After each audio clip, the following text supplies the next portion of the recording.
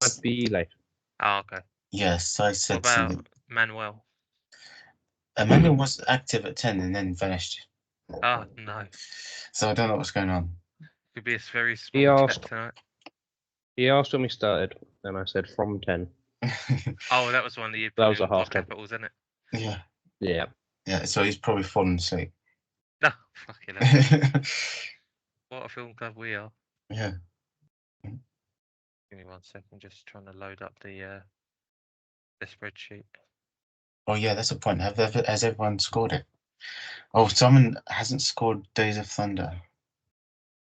Yeah, I'm not too No, bothered about that one. he's currently punching out some custom. Let's have a look, see.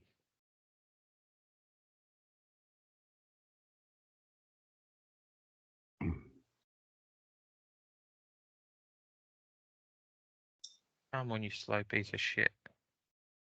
Hey, Emmanuel's trying his best. I'm talking about my laptop, mate. Oh.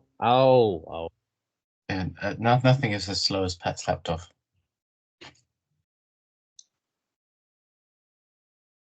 Nothing at all. Is Emmanuel conscious? Oh. I'll take that for Top Gun. Oh. 7.8 is a good score. Yeah, it's just above average, I think, and that's not a dig. It's a good film. Yeah.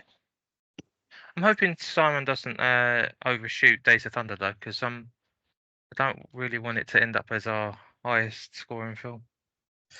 Oh, over the two of them, you mean? Yeah. Right, fair enough. You know what? Okay, Emmanuel is alive, but he has put a Skype link in the Facebook chat, which we haven't used for. Oh yeah, he has the problem with Skype, doesn't he? Fuck, I forgot about that. He has a problem with Skype? Yeah, last week, I don't know if you were around, he said that he can't open Skype links through Discord for some reason because Discord is a bit shit on Apple. So obviously, as you just say, it's an Apple problem. It's an Apple issue. Which Obviously, is it's an 100% true in this case, and it's kind of like That's it fucks self-evident. him over. So he can't open it without it opening in a browser instead of the actual app. So he has to kind of like go through the houses just trying to get to open in the right way. And he's done it. Yeah, Mario. So we forgot to tell you He has made it. Oh. Thank you. What did you say, Hello, Ben? Peanut. We forgot to tell you it's Skype again. Because we forgot about the problem we had last week. Which is a pain. Okay. No, that's okay. I saw it as soon as Alec sent it the first time, and I've been trying since you sent it, like the moment you sent it. In the end, I said, you know what? F this, and I think you realized what I was doing. I sent it into the old chat so that it will just open. I said open. When you click it within Messenger, it gives you an option. Once it opens in browser, it says, what do you want to do with this link? If you then open it through Safari, it'll open through the Skype app and open immediately. But this time sorry. No, I realized it's so dumb because I realized I know why it does that. Because hey Simon, because Apple is a dick in the way it only works through, it only likes opening links to its trusted browser, which is Safari. So any other browser it doesn't like. So unless you're not doing it for that, it's like kind of like stonewalled it in a sense. Yeah, in another kind of, I said, problem, even in Safari. So last time I got this to work, but this time I couldn't get it to work. So last time I did a weird kind of workaround where I copy and pasted it from Discord directly into Safari. And what it wants you to do is use Skype through the Safari browser rather than through the Skype app. And if you manage to click the open the Skype app kind of button prompt just before it goes away, because it's quite quick when you first paste the link. it or first paste it and go to the link. Sometimes it opens the Skype. It always opens the Skype app, but it doesn't always let you join the call that the link is to. That doesn't make any sense. Yeah, but that's what I was literally doing, because I was waiting for like the thing on like why you guys weren't on the Discord call, and I was like, oh, was I that late? You guys finished already? Then I was like, oh, Rob's not here, so I got to press Skype. Yeah. I had to enter my Skype. Then it was like, oh no, take a link to the Skype. But it was like, oh, okay, I'm fucking track. Yeah, I'm tired myself. That's why I'm on my mobile. I'm not even on my laptop. I'm gonna fucking pass out in like half an hour. You've been working hard, Simon. That's understandable. If you need Hello, to, like, Simon. say Hey, your man. stuff quickly and go to sleep, that's okay. Yeah. You need your rest. But have you seen Days of Thunder though? Do you know what it was? Right, I was planning to do it today, or like most of it today at least, and I got like halfway through it, and essentially I got to the big crash, and afterwards, they were acting like a bunch of school children racing their fucking wheelchairs. I was like, okay, I see kind of where this is going. But then afterwards, it's like, oh no, Simon, we need someone to come in today because it's like, oh yeah, gotta do this, and someone's gotta do that. Someone's on holiday, and someone's like, oh fucking all right, fucking no. And it's like annoying, and people are just annoying, and it's just like I had to come in, I had to go to work, so I was just tired, and like, yeah, just tired. But I did watch Top Gun on like the Friday, and actually did Pat do his intro to the film yet? Or did No, he? not yet. No, So- Patrick, why did you pick this double bill of Tom Cruise in various vehicles? Yes. Right, so when we come out of lockdown, or when we were coming out of lockdown, Blimey. I went to see Top Gun for the first time in the cinema, because there was like hardly anything on, so they put on the old classics, and I hadn't seen it for a little while, but I'd seen it like many times before, and I've always loved the film. And I was like, "Fuck me, this film is even better than I remember." And I did say to Rob, I do want to pick it. And then when we started talking about double bills, I was like, I could do this as a double bill with Days of Thunder. So that's what I did now. Obviously, Top Gun is one of my all-time favorite films. It probably always will be. It's like, in terms of like greatest films ever, it's not going to be that. But in terms of like an action film or just like a pure sort of entertainment fest, nostalgia, blah blah blah, it's always going to be top billing for me. Days of Thunder, when I was younger, I did really enjoy it, but I sort of had like a mixed feeling about it watching it this time. I hadn't seen it in quite some time. I knew it wasn't as good as Top Gun, but I did remember really enjoying it. But fortunately, watching it this time, like, I'm gonna give it another. Obviously, it's not a bad film by any stretch of the imagination, and I do actually like the film, even though I've been moaning about it this week. But I sort of was like a little bit disappointed that it wasn't how I remembered. But like, it's probably, outside of picking Triple R last year, it's probably like my second favourite pick of Film Club. It's very much a me type of double bill. And I'm just glad I was able to share it with you guys.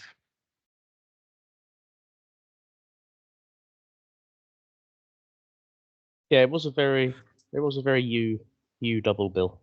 I think it was like Rob said the other day. No one else would have picked these ones. Yeah. Oh no, I mean I would have picked Top Gun, but I feel like watching Shut it up, now. Simon. No, you wouldn't. Watching it now to watching it with the nostalgia glasses, it wasn't as good as I remembered it to be, and that sucks to say because I remember really Top Gun when I was young as well. It's kind of what Rob says with the film that he used to watch as well. It was with the Goonies. It's like I watched it now as an adult. I was like, there's certain parts that were a bit sillier, I guess, or more a bit weirder than I remembered it. A lot of the action and stuff is like generally the same, but I feel like it. Maybe it's because we're older and then we've got motion sickness. Just looking at them doing the dogfighting, I was like, I got confused about where they're supposed to be and where the flying is. So it's kind of like, oh, weird. But like with like the actual like story and the drama and stuff, and the and the incredibly homoeroticness of each characters that in Top Gun, it was like, yeah. Oh yeah, I kind of remembered this somehow. I didn't realize it was as homoerotic as it was, but yeah. It's just there's a lot of drama. Everyone gets that volleyball scene. To be honest, right, I think I've heard people say it's like they could have played like tennis instead. It would have been the same sort of idea because it's them playing as teams against each other. But no, You've got to be the only person who's going to recommend tennis to make it less gay. I was going to say. Yeah, it's going to say, surely that's going to make it more gay. Oh, fuck. Playing with the boys. That's funny. That's comedy. It's funny that you do say that, Simon, though, because I didn't think it was any less like Top Gun. I still loved it as much as I did when I was younger.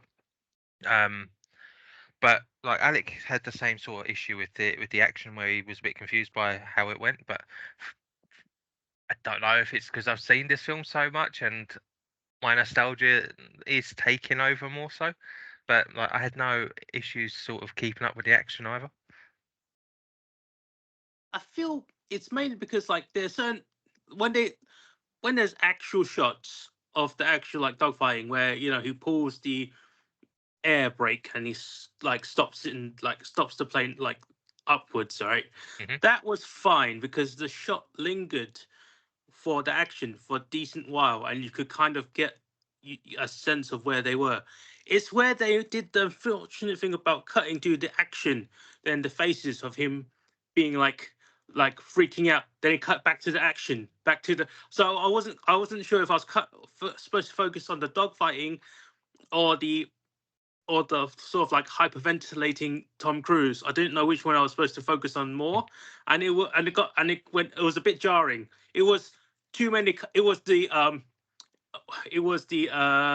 too many cuts for like just one scene. It's like it wasn't 40 cuts, right? But it was a bit too many cuts. It was choppy. Yeah, that's probably the best way to explain. Too many cuts in the kitchen, you might say.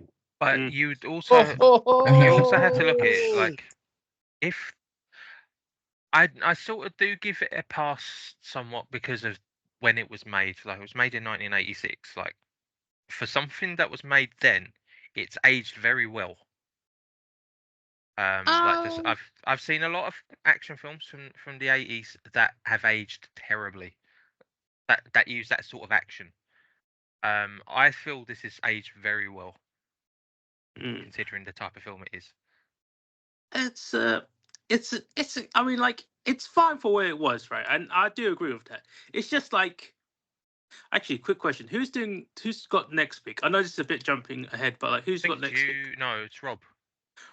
I need to request Rob to pick Hot Shots, the parody version of this, because I feel like that was filmed slightly better.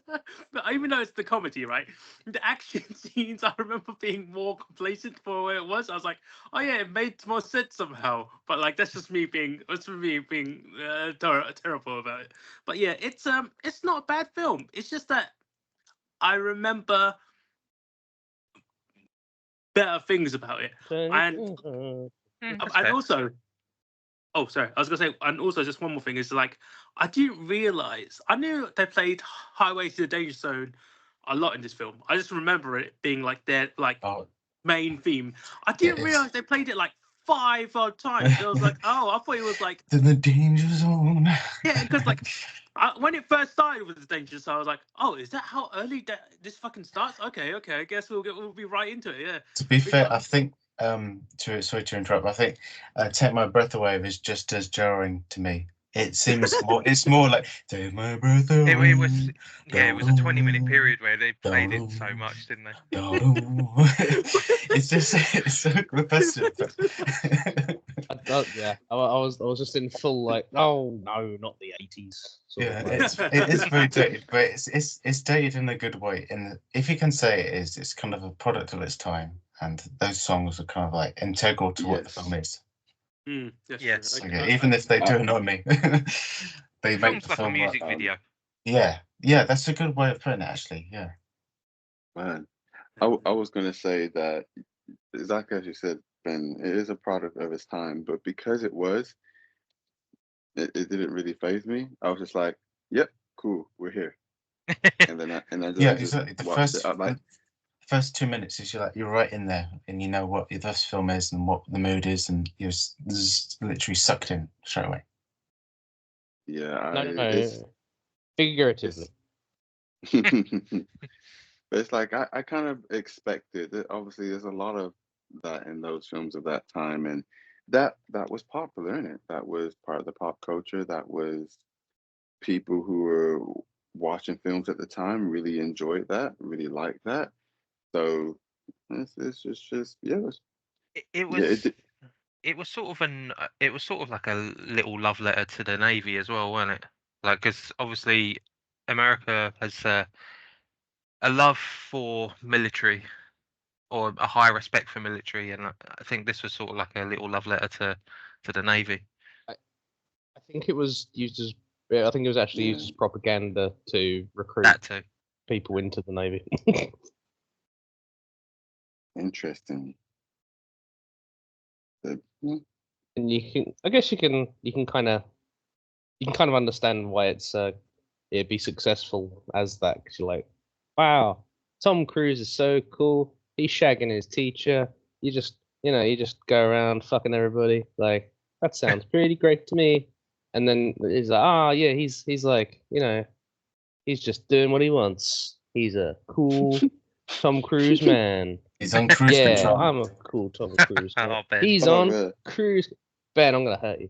Oh man, that sounds like people who have only watched the first half of the film. I don't know how anyone could watch. I mean, I'm saying this from a very biased position, but I do recognize that. But I find it hard to understand anyone who could watch this and not understand this film is showing both sides of it, both the kind of the cool sides of it and also the very real dangers. And it's the same with both of these films. Like the very real dangers of this. Yes, you're this career, this job, whatever, it flies close to the sun. But you are on a knife's edge, and anything can happen anytime, and things do happen. And it could be you, that person, it happens to if you decide to go down this path. There's really great highs and really great lows. So, I mean, yeah, you're going to have the kind of, I said, misrepresented romantic stuff as in a lot of films of this time, which I was never a fan of. Of how they kind of portray different things. But to be honest, it wasn't as egregious as it could have been. So there's that. But yeah, just my take. I think they do. It was they still like, kind of egregious. Miss out on. I think they sort of miss out on. Sorry, I just watched it today and I did a little bit of reading, and yeah, there's like a lot of instances apparently where Maverick would just get banned from flying. Like, there's just no like doing that very fast flyby past the air tower while like there's like no room for him or anything. Like, there's people that'd get you like just permanently banned, like instantly. You wouldn't get like a warning. That's just it. Like, you're done. So like, yeah, it doesn't. I don't think it captures the full experience of being a fighter pilot. I think it kind of there's a little bit of it's a Tom Cruise movie going on. Sorry, you go, man, go, Simon. Oh no, I was just like, oh, well, there was like two things about it. Right, I was gonna say it's still kind of egregious because like there was the scene earlier when he's in the bar and he follows the lady into the bathroom with her, and that was a Oh bit. yeah, I don't know if that's an '80s thing or a Tom Cruise thing. I don't feel like that's he an should keep her, '80s thing. but but it was Are like, you early trying to say 90s. Tom Cruise is a creepy motherfucker? well, I mean, at least in this film he doesn't run. And like he only flies, so I don't know what else to say about that. I was like, yeah, he said instead of running, he just drives his motorcycle, and it's like, oh, is that the same motorcycle as in his other film that he just did that has fast vehicles? It might be, I don't know, but it's like, yeah, he just it's yeah. There's a lot of things during this particular time period. It was just like, I don't know, maybe because it's the '80s that he's like. It sounds icky. It's like, oh yeah, yeah, the guy who slept with Yeah, his teacher and the admiral's daughter. Yeah, yeah, he's the guy. He's the man. He's the maverick. Yeah, yeah. I exactly. don't Yeah, know, but go on, go on. I was just gonna say I agree with you. It's also another, again, product of its time. I don't like it. It also did impact my score a little bit. Um, but I think because it wasn't as bad as how some films are of that time, of that same time, and even in the 90s, oh my goodness, there is some just some that I can't finish, or I'll be just constantly pissed off throughout the whole film. Fortunately, this is not a romance film, so um, or it's yeah, or a really terrible Is it not? gaslighting No, it's not. rom-com. Um, I mean, like so there's this romance between Iceman and like his partner, so it's so there may be like a homo romance. So if that's It's what you count. there's a lot of romance in Romance. it, but I wouldn't say it's a romance mm, film. oh yeah, it's I not, think yeah. it's a lot more of the film than I thought it would be. Mm, I mean, you see it I Uh, in think you get a lot in action films, I like remember especially three at that time. dogfights and then Well, I'd say it's more romance than Con Air is. That's for sure. Con Oh Air is yeah, straight up action. what I And would yeah, oh go Ben, sorry. no, I was going to say even Days of Thunder. That's a straight up more of action drama for me. What I would say, Alec, I think maybe it's more of, like you say, the bromance in it, but also I think it lends itself more to Top Gun or this type of like pilot stuff itself, because these guys, they're basically um brothers from another mother. They are their family who aren't blood. They they it's kind of like how you can get brothers who are really close that will wrestle each other and do all sorts of stuff and like hit each other, all sorts of stuff, but they're really close knit and they won't leave each other. I'm not talking about Iceman and his guy. That's a I bit think different. you're talking about the Good Brothers. That's us. well, no, I thought he was going to start talking about the Brotherhood from Thebes, and that's like a whole nother sort of brothers. You know what I mean? Yeah, not that. But I feel like in general, in Tom Cruise, like his character does demonstrate that. Obviously, with him, it was a bit more so because he literally had no real family left. This guy was his only real considered family left. Of course, that's why it was so hard for him when he died. But for a lot of these other guys, even if they have other family, this is their guy till the end. They trust this guy with their life. They form this kind of connection that is just that close, and they're literally up in their each other's space almost all day, every day. So I think that does lend to this anyway, quite a bit.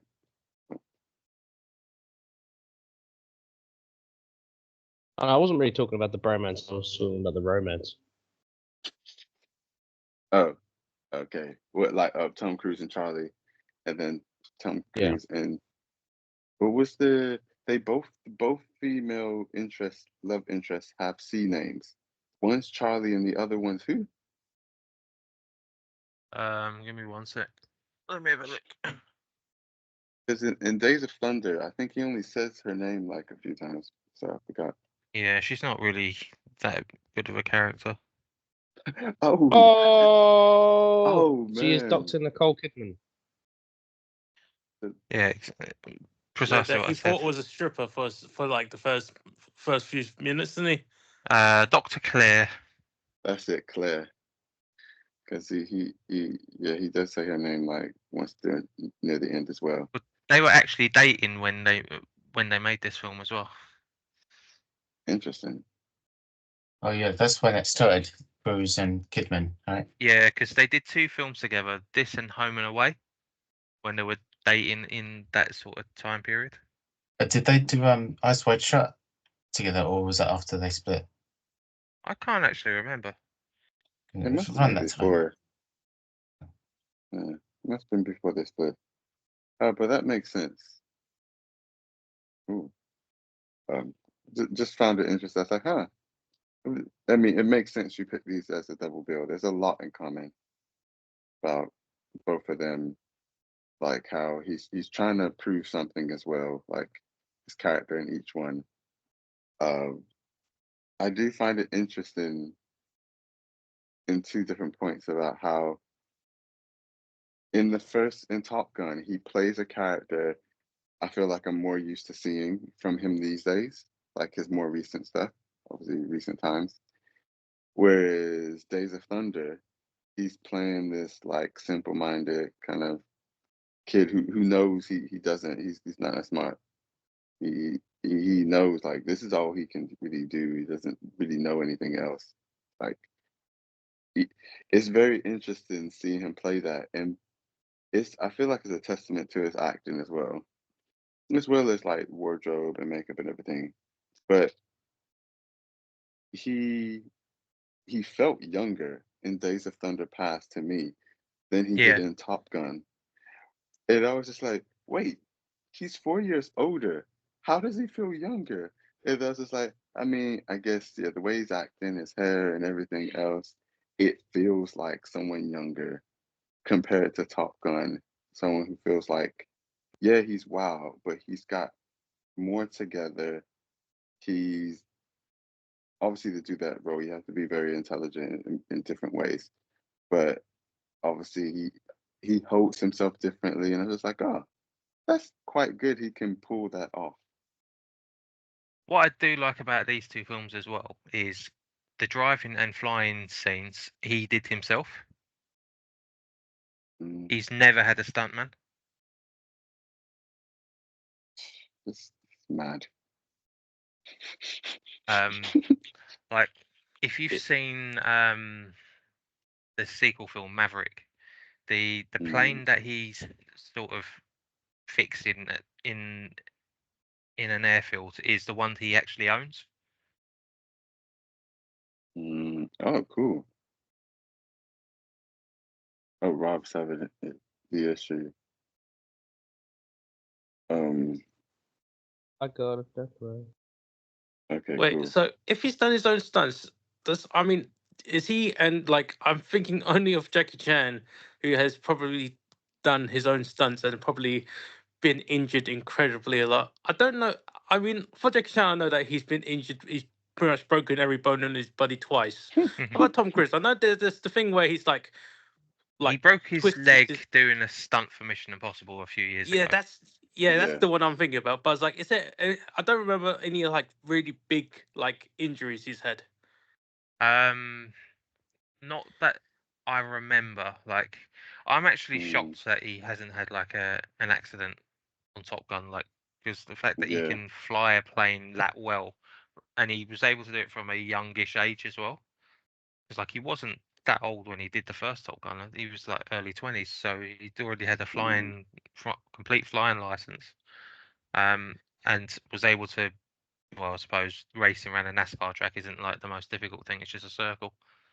If you got, I mean, that's Yeah. the I mean, high speed. I might disagree with that. in comparison Yeah. to F1, like Oh yeah, All right.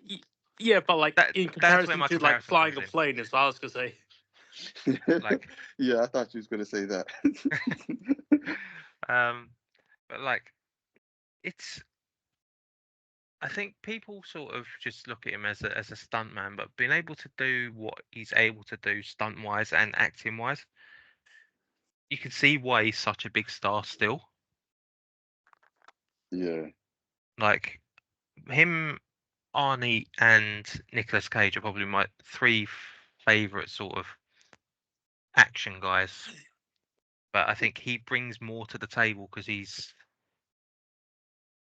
quite versatile in what he does.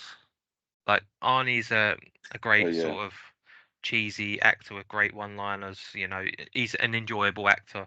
Nick Cage has his moments where he acts really well. His golden period of his career is action films, and he obviously doesn't do stunts or anything like that. But Cruise does the lot, and like people will say he's not a great actor, but then if you watch something like The Last Samurai, which I think was probably Yeah. between that and another film I'm going to pick, A Few Good Men. You see how much range he has as an actor as well. Yeah. But even in Yeah. Top Gun, I think from the moment that Goose died, I think you saw an emotional range from him as well that you don't necessarily associate with him. Yeah, it's interesting. Like I can maybe because obviously we've seen quite a few of his things now. Like by this point, I kind of expect the emotional range from him because I know he's a good actor. Yeah. On a separate note, um, going back to like the flying and driving and stuff, I don't know how it is now in NASCAR. I didn't realize just how much fumes. I didn't think about it, like how much fumes they're breathing in, how much soot and grease is getting on the driver's face. Like I was like, wait, this is basically like them standing behind one of those kind of like London buses we grew up um riding, like just standing behind that and inhaling the fumes, the exhaust fumes for like how long are those races? Like 2 hours? I can't remember. They're Not long too sure. races. I mean, It's like they if they didn't die or stop racing from other causes, they must have had lung conditions. I mean, like if they breathe it in all day, that's why they're called motorheads, because they're just absorbing the fumes. They're like, yeah, this is what keeps me alive. I mean, it's that. I mean, it's pretty much the same for them to smoke, probably. Yeah, like that's mad. That's like I didn't because I don't watch NASCAR. I never have. It's one of those things where I like and respect. I respect all of the racing stuff, but NASCAR was probably the most boring for me. So I never bothered because obviously it's kind of like obviously it's like one of those sports where you have to be not invested, but you have to be interested in it, know about it, and then think about the small things that are going on to really get the most out of it. And I think there were always other kind of racing stuff I was more interested in, like I don't know, Le Mans 24, or yeah, or F1, or even like a crazy Derby kind of wacky races type race where is usually the cars don't last until the end of the race, but they are just smashing each other up, and they literally signed a waiver because these races are so risky. It's like I don't know, but anyway, it's something I didn't realize basically.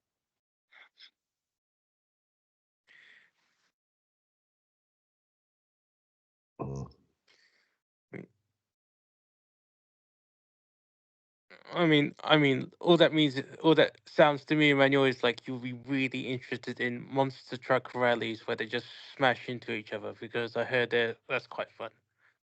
But yeah, going back to flying or racing, I guess. Let's stick with flying for now.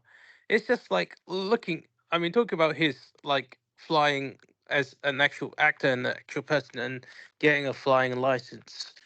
I was looking at like all those people who actually were the actual instructors and like actual lieutenants and flying personnel, and I looked through because their names are actually at the end of the credits. They all have these really stupid call signs. I don't know if it's stupid or is it like cool to them, because there's literally one of them was called like Lucas Too Cool, Too cool, like Kool, and I was like, is that like?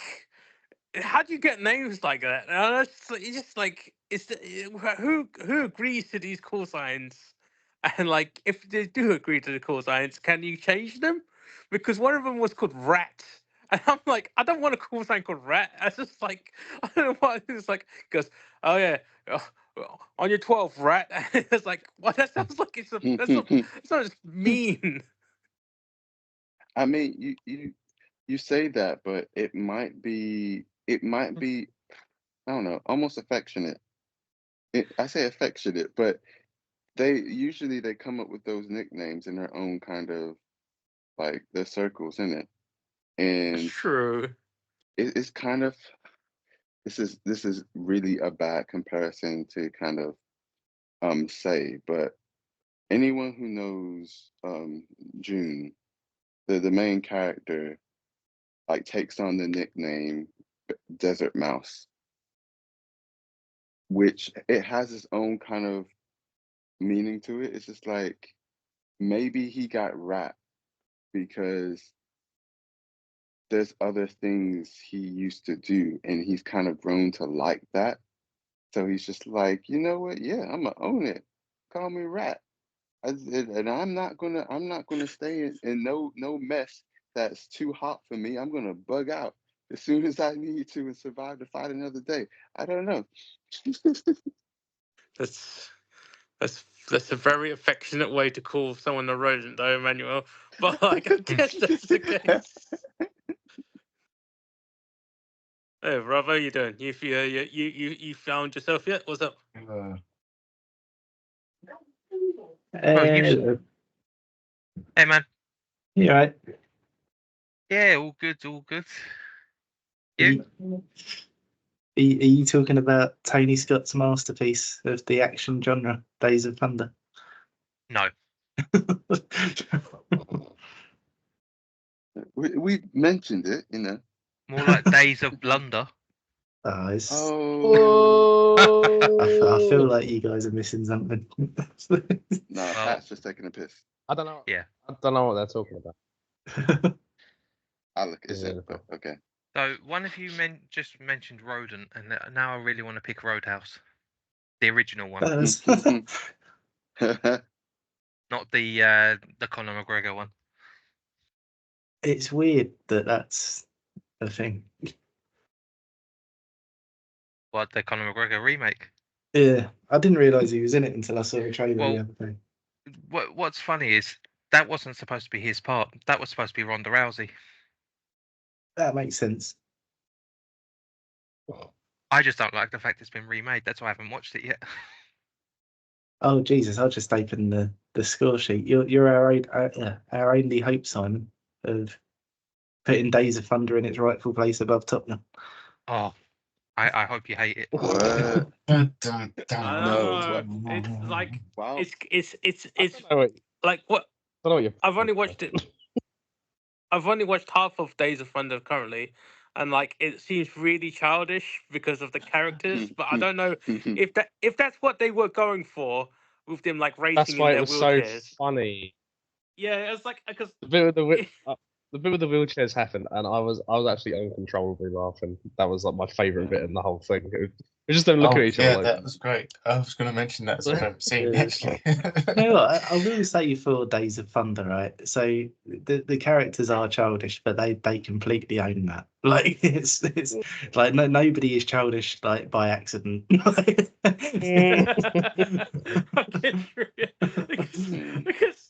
it was the moment that the nurses were actually trying to keep up with them, and like the orderly tries to like stops one of them, and it's just like you just know, okay, they're being a bunch of fucking idiots. But I love that the fact that they're being a bunch of fucking idiots. It actually suits the characters quite well. So we'll see. I mean, I've got to watch the rest of it, but we'll see how it goes for like the drama side. But like, You know it what? seems it seems interesting enough. I don't know if I'll score it higher than Top Gun. We'll see how it goes. There's so many bits that were just like just bad movie magic. Like the bit where he's in the MRI scanner thing, and he's like, "I need somebody to talk to me. Somebody's always talking to me when I'm driving." Just like perfect. But no, the bit with the wheelchairs, I thought that was wonderful, man. Because like the bit where the door bursts open and then the simps get really intense, that wonderful, just wonderful. What was I gonna say? Oh, I forgot now. Sorry. Yes, it suited their characters. I think the MRI thing also suited his character. I didn't like the wheelchair thing annoyed me. I was just like, oh my goodness. that was so That- funny. What's wrong with you? that was just pure comedy. Yeah, I that don't was, know that how. was my favorite bit. I'm That was I'm- actual comedy gold. I'm me. And okay, fair enough. I didn't think it was anything bad with it. I thought it was perfectly well done and it made sense. It just annoys me when people do dumb crap like that. I'm just like, we want you back racing, not Yeah, on the but floor with another freaking concussion because you're being a freaking idiot. yeah, but that's why when they saw Nicole Kidman, right? Because when Nicole Kidman just stared at both of them, they're like, "Sorry, mum." Yeah, Nicole Kidman was like the Emmanuel conduit. Yeah. They're both like, it's basically Pat and Alec going head to head in the aisles of Queen's Hospital, just being like, yes, I'm going to win this. That's what I Yeah. thought. Then Emmanuel sees them and go like, Oh, you idiots. dude. And they're what like, the fuck? "Sorry, Emmanuel." I think like the only bit where I was like, I wasn't annoyed by it, but I did roll my eyes, was the bit near the start when they're meeting Tom Cruise for the first time, and he's like, "I've never raced before, but I watch ESPN and their coverage is so great, you'd be surprised at how much you can pick up." And I was just like, "Oh, you've written that for a paycheck." Oh, it's fair enough. I didn't actually think of it like that. What I saw, I thought it really just showed how this guy really he's never done this before.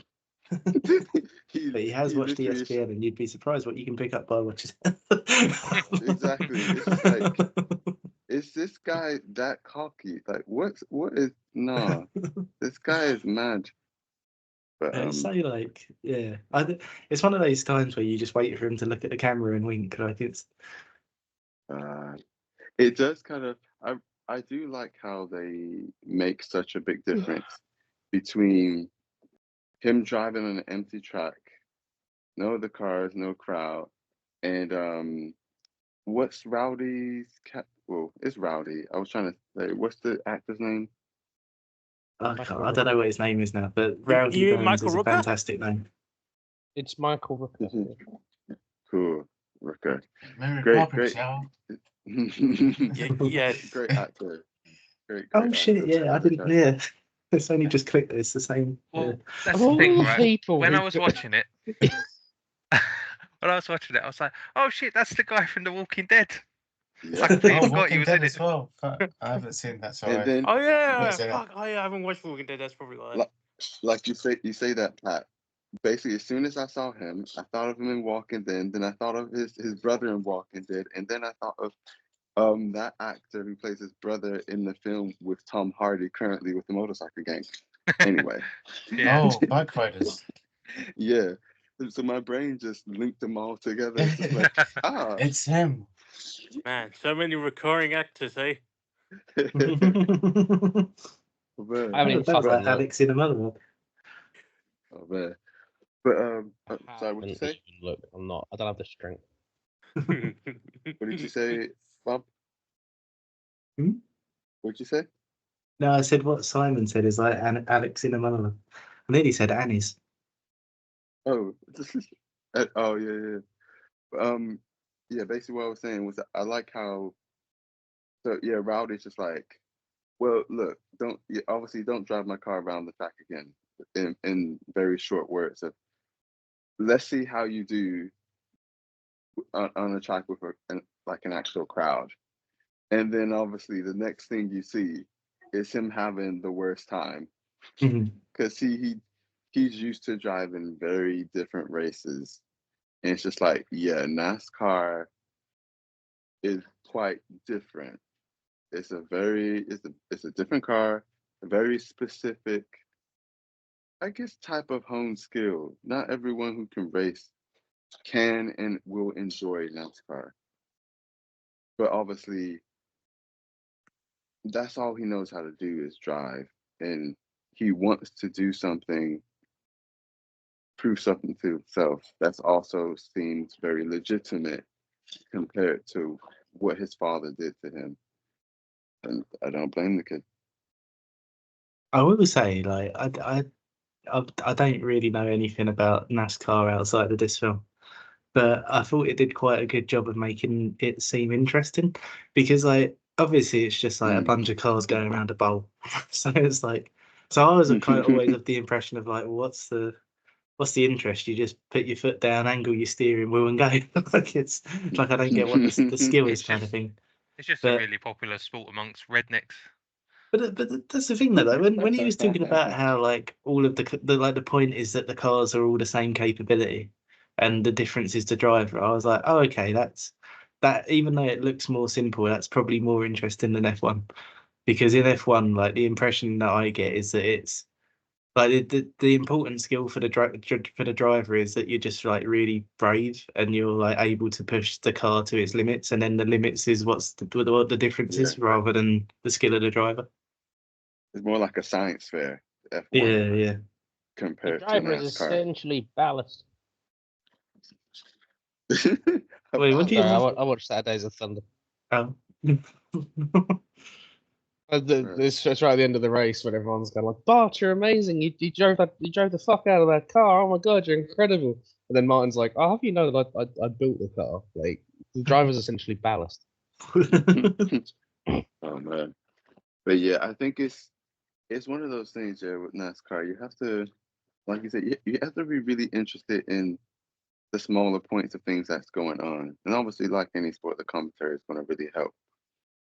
But otherwise, actually watching it itself, yeah, unless there's a crash happening, you're not necessarily going, "Oh, this is so exciting or so cool." So, Yeah, I think that's the thing because it's like I suppose there's elements of it that you don't really consider. Like I imagine the G-force inside the cars is pretty fun because like yeah, at that speed, oh my goodness. yeah, and constant as well. Yeah. But yeah, I think it's just one of those things. Like as somebody who knows nothing about it, watching it, it's like, what's the skill in this? But then once you know that all the cars are the same kind of like they're essentially replicas of the same car, I suppose. Well, not replicas of the same car. None of them are winning because they've got a better car, I suppose is what I'm going to say. Once you know that, you view it in a completely different way, and I think that's really interesting. Because I think if you were to make Days of Thunder about an F1 driver, like it would be like rather than Tom Cruise meeting a neuroscientist, it would be Tom Cruise meeting a mechanic, because the car is the important thing. Yeah, that would, yeah, a female mechanic. Yeah, she's like, I got a job to do. I just care about that this car can shave off an extra 0.0501 seconds, and he's just like, yeah, but I care about you as well. It's like, oh, I goodness. care about you also. It's like, oh Joe, not this. But yeah, that could work. That'd be an interesting film. Be like different angles, man. Oh yeah, I was gonna say, I'm sorry about that. I prefer Top Gun to no, I rate Top Gun higher than Days of Thunder. Boo! Emmanuel's winning. Calm down. I was gonna say the Days of Thunder film about F1, isn't that just called Speed with like Chris Hemsworth? Oh right. No, I was going to say Speed That is was the the one real about the story, truck though. you can't slow down. Wait, you mean Rush? I don't. Oh right, Yeah. fuck. All right, yeah. Fuck. Yeah, Speed is the is- one. Right, fuck. It's Keanu Speed Reeves. is I a got potential. pick for me. I got my vehicles mixed up. They both cost about the same. They all were like $100,000 each, whatever. Yeah, it's fine. Speed is about an I think the explosive classic buff. F1 film is the one about the bus. Yeah, the bus that couldn't slow down. That's the name of the The bus. film. Yeah, Speed bus is the one couldn't about slow the down. bus that has to go It was at a a real certain rush. speed, and Yeah. if it goes at a different speed, then it explodes because it's at a different speed. I think it's called the bus that couldn't slow down. Yes. Yeah. They even parodied that in Father Ted. I thought you was going to say The Simpsons. Oh, yeah. To be fair, I think Father Ted might have done it before Simpsons did. Yeah, that Yeah, Father 'cause it's Ted the milk episode float, is the isn't it? first one I ever Yeah, saw. Yeah, that's a Speed 3, very the classic. best threequel of all time. Oh dear. Oh man. You know what? Actually, I remember watching that Father Ted episode. It must have been when it first came out. Yeah. I remember watching it here, and Den was around, and the bit where they take the brick off of the accelerator. I remember Den just going, "That's poetry."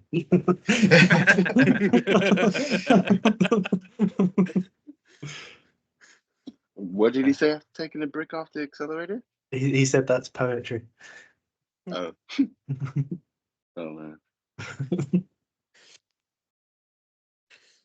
But I think it's at the end of the day, it's more of a personal preference thing. I think I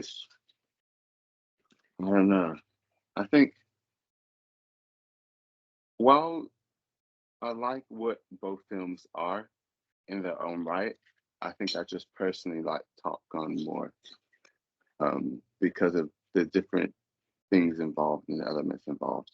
But yeah, and also I think I enjoyed, I don't know, I think maybe it's because I also enjoy watching some of the characters more in Top Gun than in Days of Thunder. I think there's a few more characters in Days of Thunder that kind of rubbed me the wrong way. Or a few too many. Like, Yeah, all right, go on. I was just going to say that's interesting because I think I kind of felt the opposite. Because there was a bit in Days of Thunder that I really liked. I can't remember it now though. But it's a bit where, yeah, I can't remember what it was. But there was a certain bit where Tom Cruise said something, and I was like, oh, that's actually like for his character, he's showing quite a lot of like self-reflection and humility, and I think that's a little bit of what Top Gun misses. Like there's a bit Is in it Top after Gun he that sees Rowdy? potentially. Oh, I don't know. because he has a I lot can't of remember it now. But yeah, reflection after there's just that. there was just this one bit where I was going like, yeah, that's really cool. Like that was kind of where I sort of flipped on it a bit because I went from being like Days of Thunder is so stupid that I love it to going, oh, that's actually really interesting. And I think with Top Gun, like yeah, it's sort of the opposite in some bits because there's some bits that are like just more serious than they are written in a way. Not than they would benefit from being written in a less serious way. So like there's a bit where Tom Cruise is in that kind of like it's almost like a classroom setting. And the woman's like, "Oh, I'm going to tell you something personal. You're not a very good pilot." And I'm like, "That wasn't personal. that was quite professional." Yeah, but he might have. Well, he's obviously taken it as something personal. But that's what I mean, though. Like, Yeah. I think you could have shown that sort of like. I think Days of Thunder was just a lot better at showing the distinction between the character and the profession, and I think Top Gun, yeah, like it is trying to make them one and the same, but I'm not sure it does it in a very effective way, I suppose is what I'm saying. I think it would have benefited from a bit more of the humility that Days of Thunder had. Fair enough. As much as I would agree with you on that, it's still a military film, so it's like they can't have that sort of like humanitarian, like the humanitarian sort of thing. Yeah. Fucking I'm fucking knackered. I can't even saying that, make right? words today. I'm noting that down because I'm going to use that for something one day. I mean, Cool. you say that, but I felt Top Gun sort of had a lot more of an emotional kick, especially when Goose died. Like, because Maverick was this sort of larger than life character until that accident happened, and then sort of blamed himself for the whole thing, which is very against what a military person's like. Even if that person that died was you were close with and you feel like it's your fault, they quickly move on because that's what the job requires them to do. But I felt like they portrayed sort of that loss to Maverick weighed heavily on him, and you see it sort of go further into that in the second film until like the last act when he finally lets him go. And I think it does it better in Top Gun than it does in Days of Thunder. I think the emotional connection and that's where I'm gonna sort of come into it, where I see the relationship between Maverick and Goose like my relationship with you guys. So like if I was say Maverick and one of you was Goose and then one of you died, You want one of us to die? That's mean, No. Pat. What do you mean? Let me explain.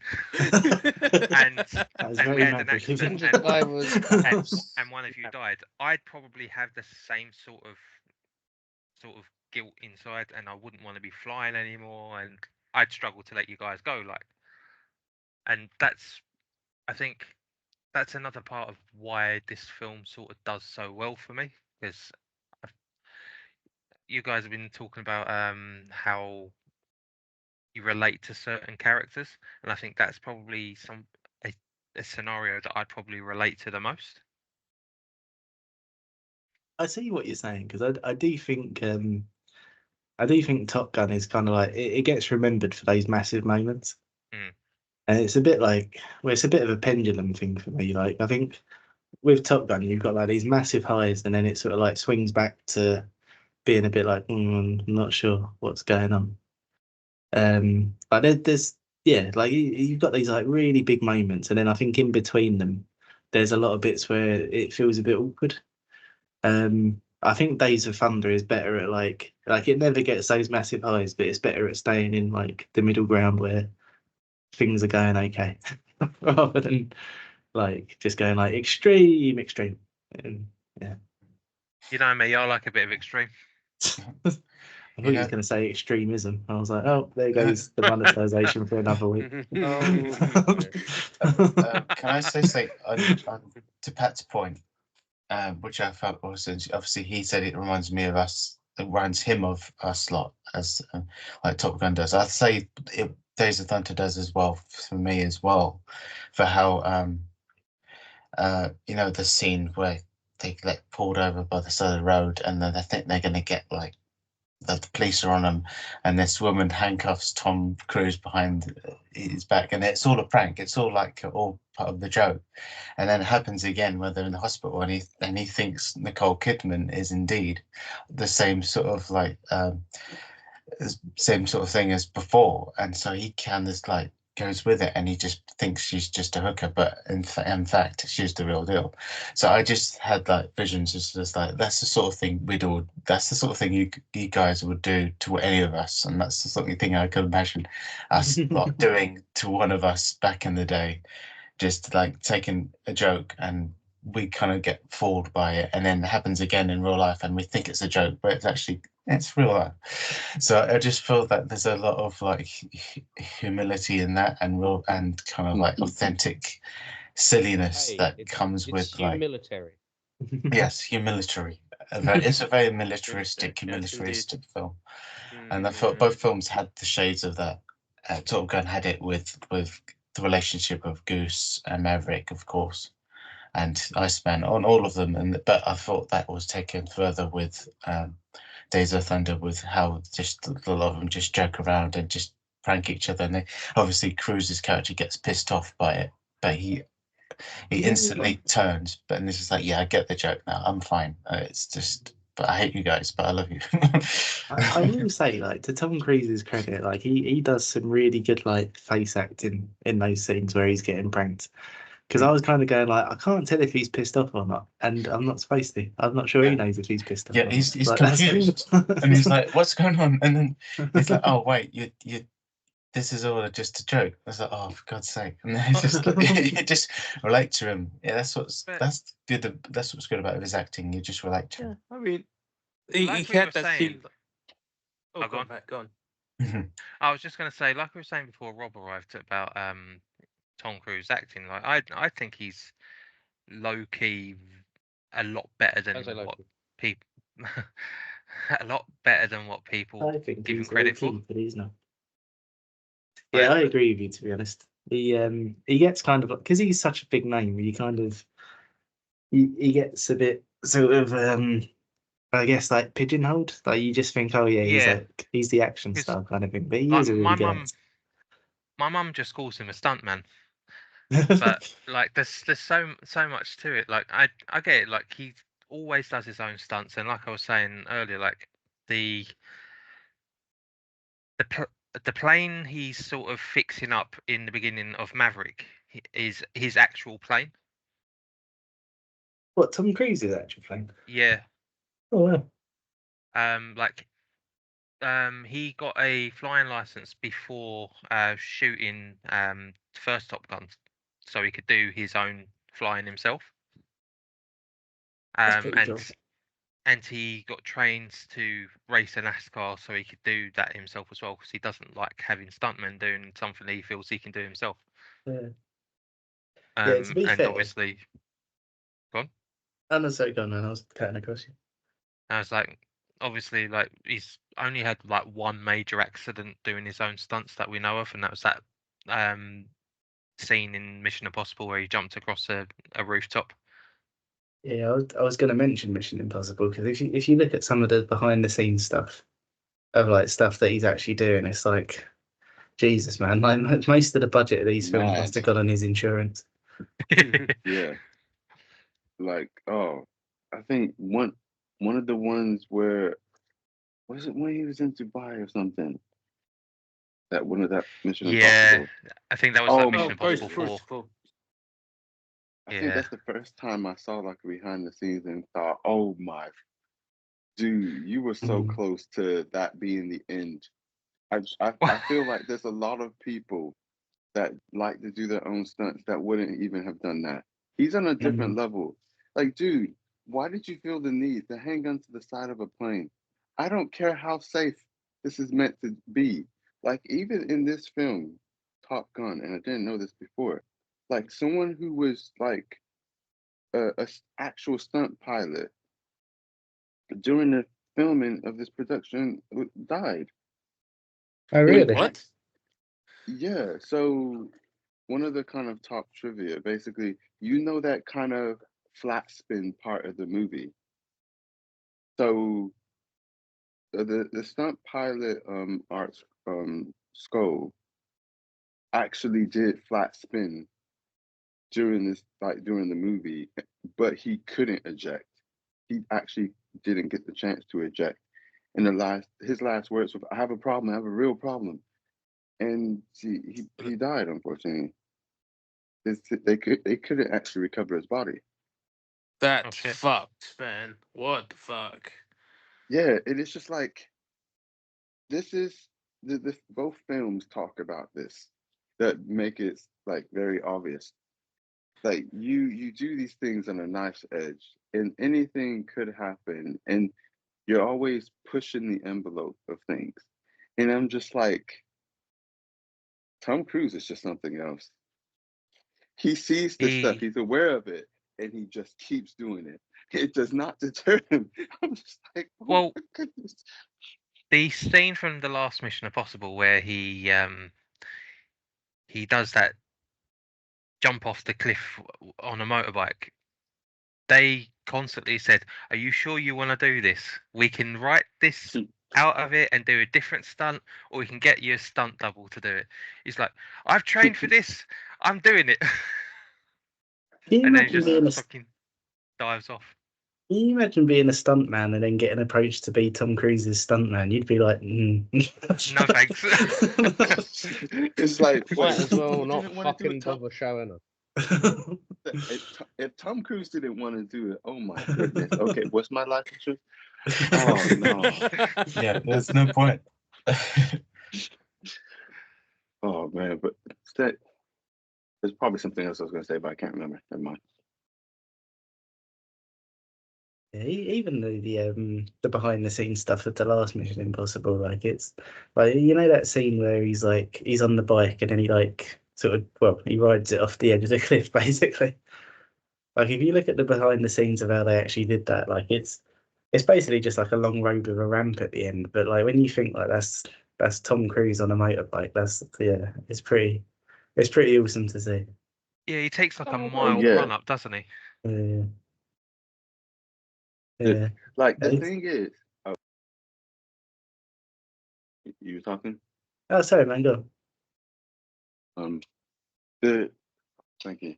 The thing is, like, I'd still be impressed either way, whether it was Tom Cruise or a stuntman. Like, at the end of the day, it's a real person doing it.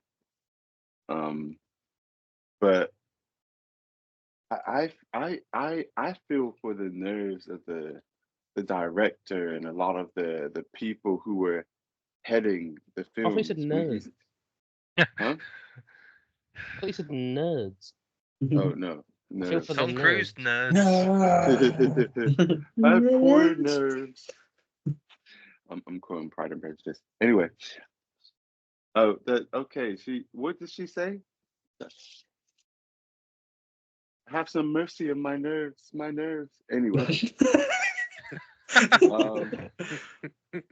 But yeah, I could just imagine like being one of the whether directors, producers, or any of the people who are like leading the film and just going, please don't die, please don't die, please don't Yeah, die. but isn't that the reason why Tom Cruise produces a lot of his own films now? Because like they're just worried like he's gonna die on set, and they'll be like known as the director that killed Tom Cruise, right? Or something like that. So it's like Tom Cruise is like, fuck it, I'll do it myself. We'll do it live. And we're like, yeah, he just buys it himself, and he just does it because he does it himself. No one can really stop him. Like, yeah. So same thing. It's like, are you sure you want to do this fucking like jump off the cliff scene? Yes, I'm paying for it. Of course I'm gonna do it. What else will I pay for? That's a really interesting thing. That's a really interesting thing if you watch the behind the scenes of that scene, though, because the director is stood by the side of the road, and he's literally just like, I don't know why we're doing this.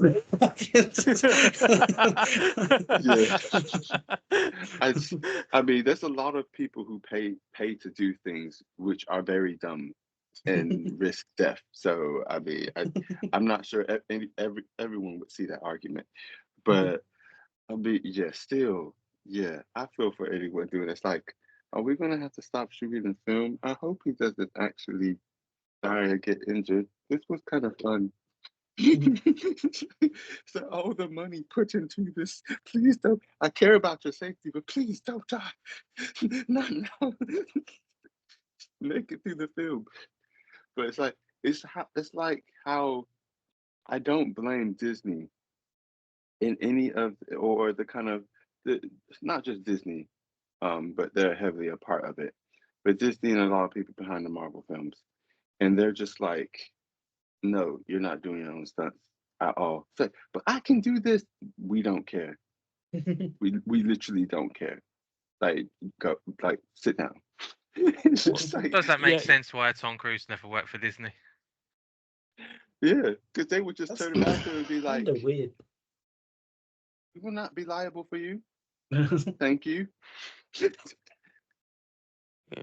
It's like Sorry, you sit down, saying- or we'll use a CGI AI face recognition and get someone else to do it for you. We've got all the CGI technology because it is Marvel after all. I was like, ugh. Do you know what? Now I'm thinking about it, like it's been sort of like going through my mind since you said about him being a good actor, but Yeah. like it is kind of mad that we know Tom Cruise as like the action man when he's worked with like Stanley Kubrick, Martin Scorsese, like loads of like really like well respected filmmakers, but because his action stuff is just so like mad, you just go, oh yeah, that's Tom Cruise, the action guy.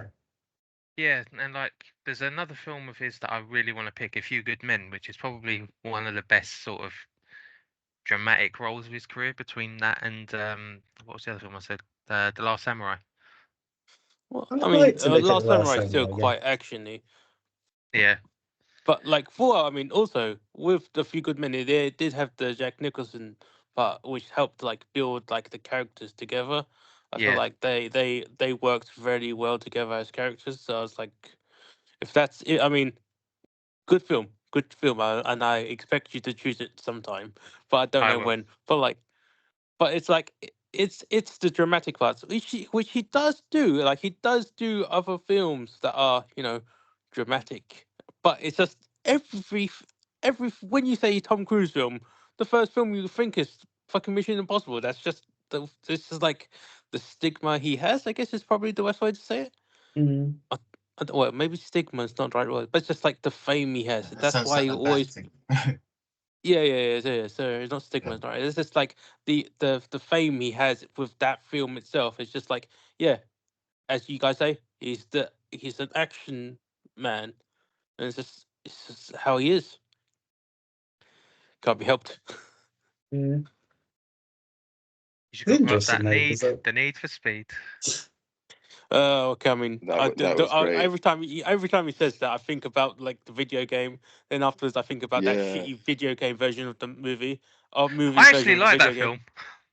Or with like Jesse from fucking Yeah, I actually Breaking quite Bad. like it. Fucking- But I've been able to sort of separate it from the video game series because I think if I compare it to the game, it's pretty shit. But as like a generic racing car film, like I quite enjoyed it for what it was.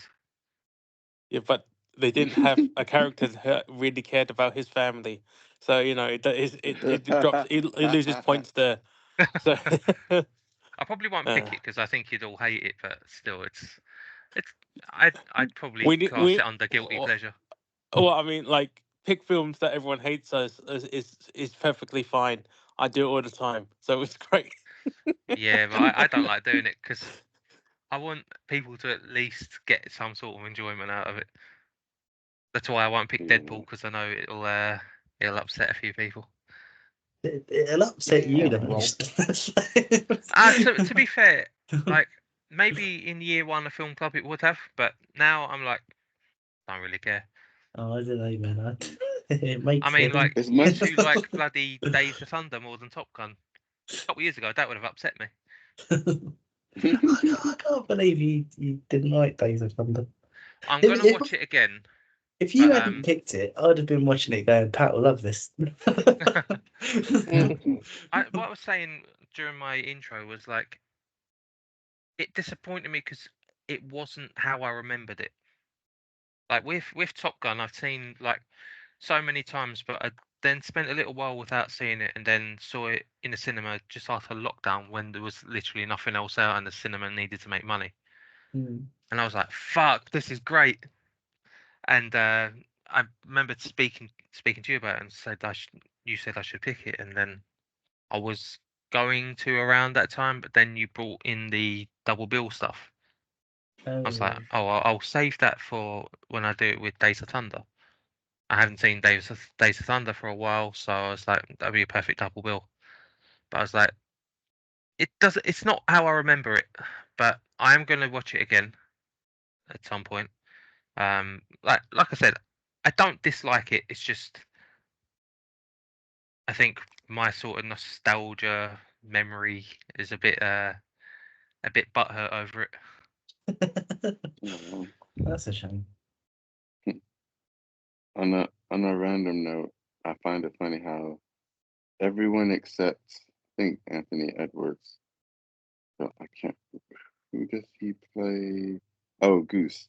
So everyone except the actor Goose threw up when they were going like threw up at least once, like flying around in those planes, which is quite funny.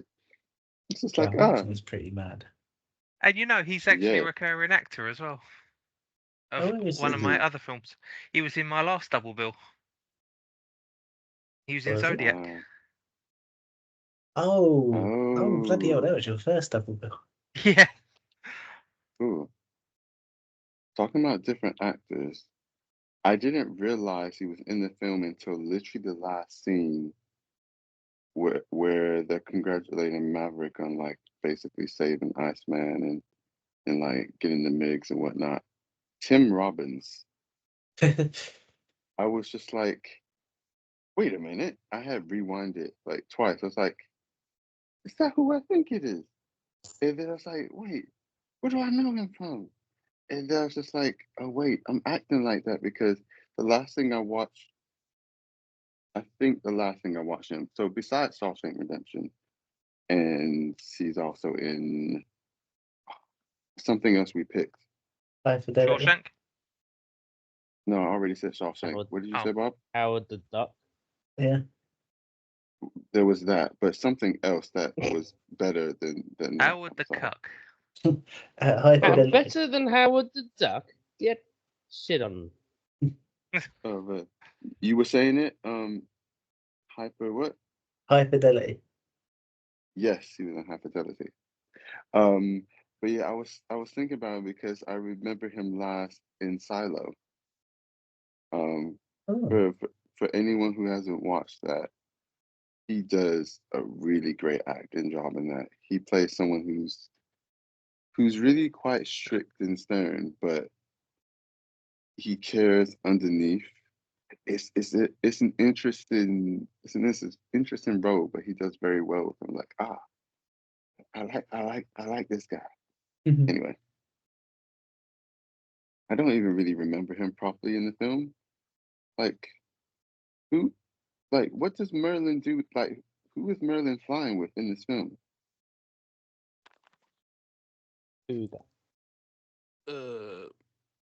I was gonna say Sunrise, but that was not right. That's fuck. They all have their names right, but I can't. Apart from like the main 3 or 4, I can't even remember the other names or the other call signs. Yeah, because I remember a lot of the other ones. Because you've got besides Ice and Goose, Viper. Did you say Gooch? No, Goose. Goose. Jester. Oh, no. Maverick and Taint. Cougar. Wolfman. That was his name in Days of Thunder. Taint! I've got him on my stick! My name's Cole Taint. I'm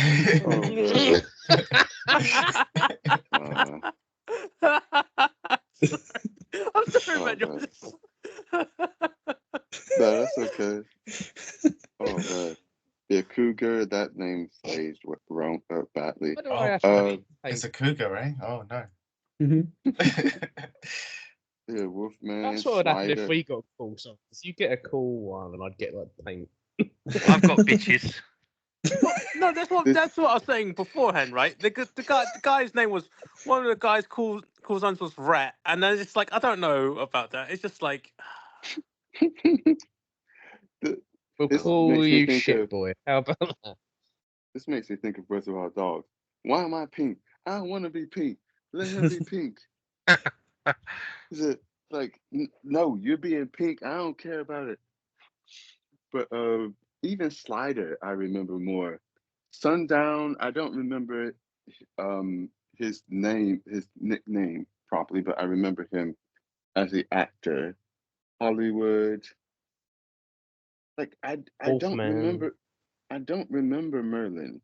I don't remember Rat either. But like I remember a lot of people, but I don't know what Merlin did. Merlin was in the opening. He was like Cougar's ROI. Or Rio. Or whatever, however he said. Oh.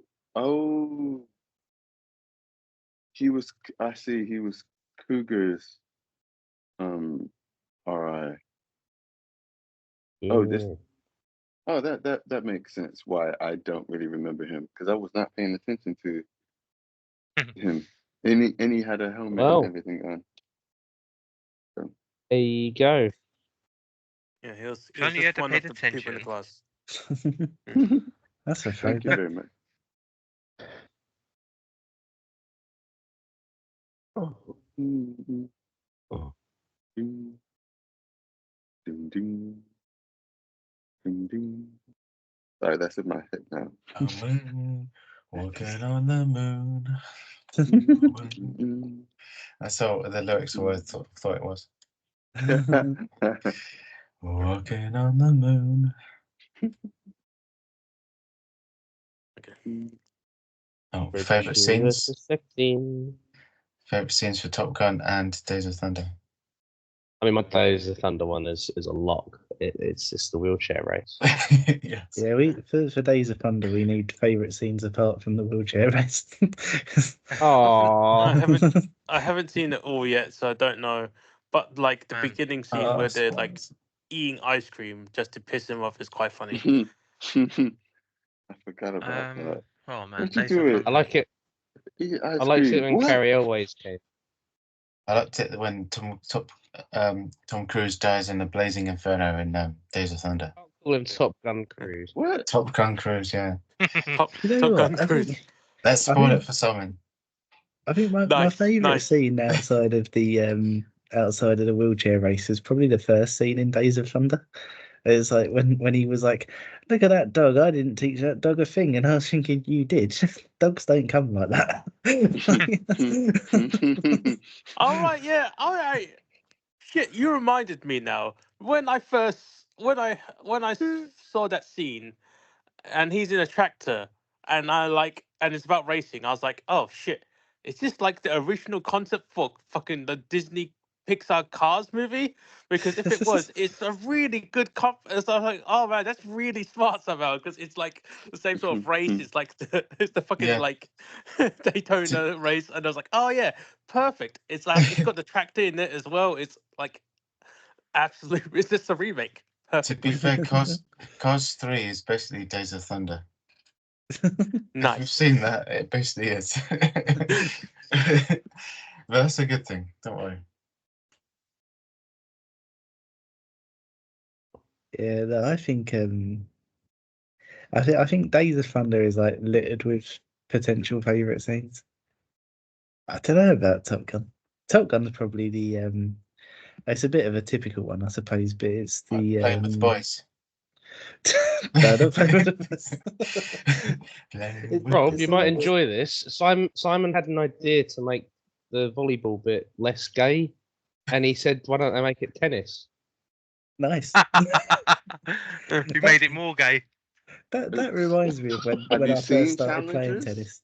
I told Pat that I'd started playing tennis, and he went, "No, that's a gay sport." And I went, "Is it?" and he went, "Yeah, man." As if It's always considered the gayest sport. They wear shorts and socks. It's gay. Well, that's Wait, shorts and socks? Don't they wear shorts and socks in football? I'm glad you brought that up. Yes. You're onto.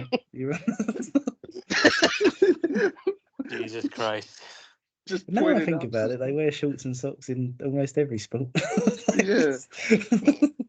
I'm very confused why I don't know. Maybe it's because I when I think of tennis, I think of on the male side, I'm thinking of like Roger Federer and some other people, and I'm like, these look like some very manly men like bashing a ball around. Bashing other people's balls. I mean, yeah, it's a lot of sports basically. It can Ayo. be summed up by that. And then obviously Venus and Serena is great. But anyway, interesting. I never knew it had that we call it people viewed it that way. Some people viewed it that way. What happens when Cliff Richard comes watching every day at Wimbledon? I was saying that quite random. Saw Ian Wright at the ballet last night. I was like, oh, cool. Just random. I was just like, Ian Wright. I was like, is it? Wait, you saw Ian Wright at the ballet? Yeah. That sounds like the start of a joke. Nah. Ian Wright walks into a ballet. Was he like on the stage? What was he? Oh, wait, I feel like I Oh misheard no, that. watching.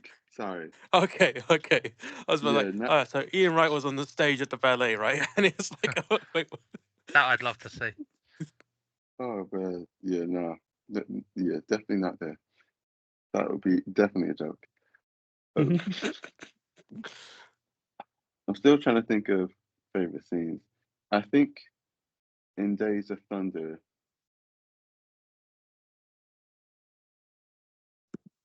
I think it's one of the kind of character development moments. It's probably there's a few, but it would have to be one of the character development moments for Tom Cruise's character. Like first when he asked him to drive, and he's like, "What? It's because you don't think I'm good enough to drive for?" And he's just like, "No." And you can see it in his face. It's like, it's not you. I don't think I'm good enough to drive for you. Like, not right now. Like, I don't think I am good enough. Like, I don't believe in myself enough. And he didn't have to say it. I was like, that's good. That's just well done. He's growing.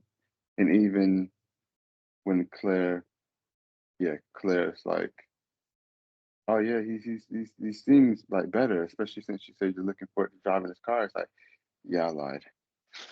It's just like, but he's saying the thing that can help him get through recovery.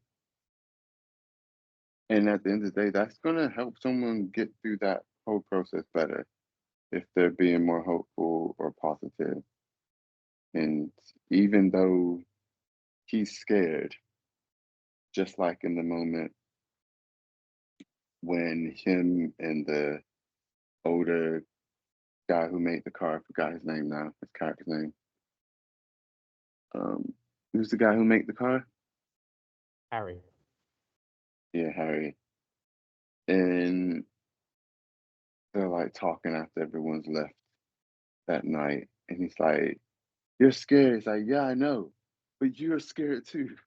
But we should do this. Like we need this. And he admits, he's very open, like, I can't do anything else.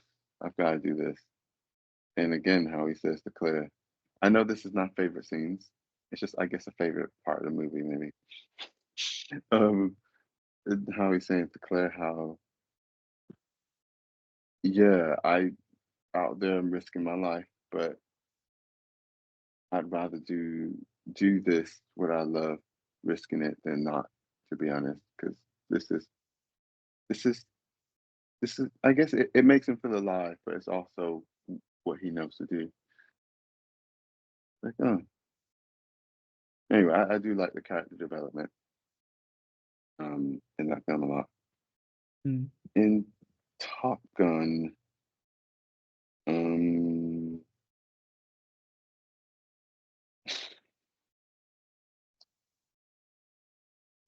there's, I think,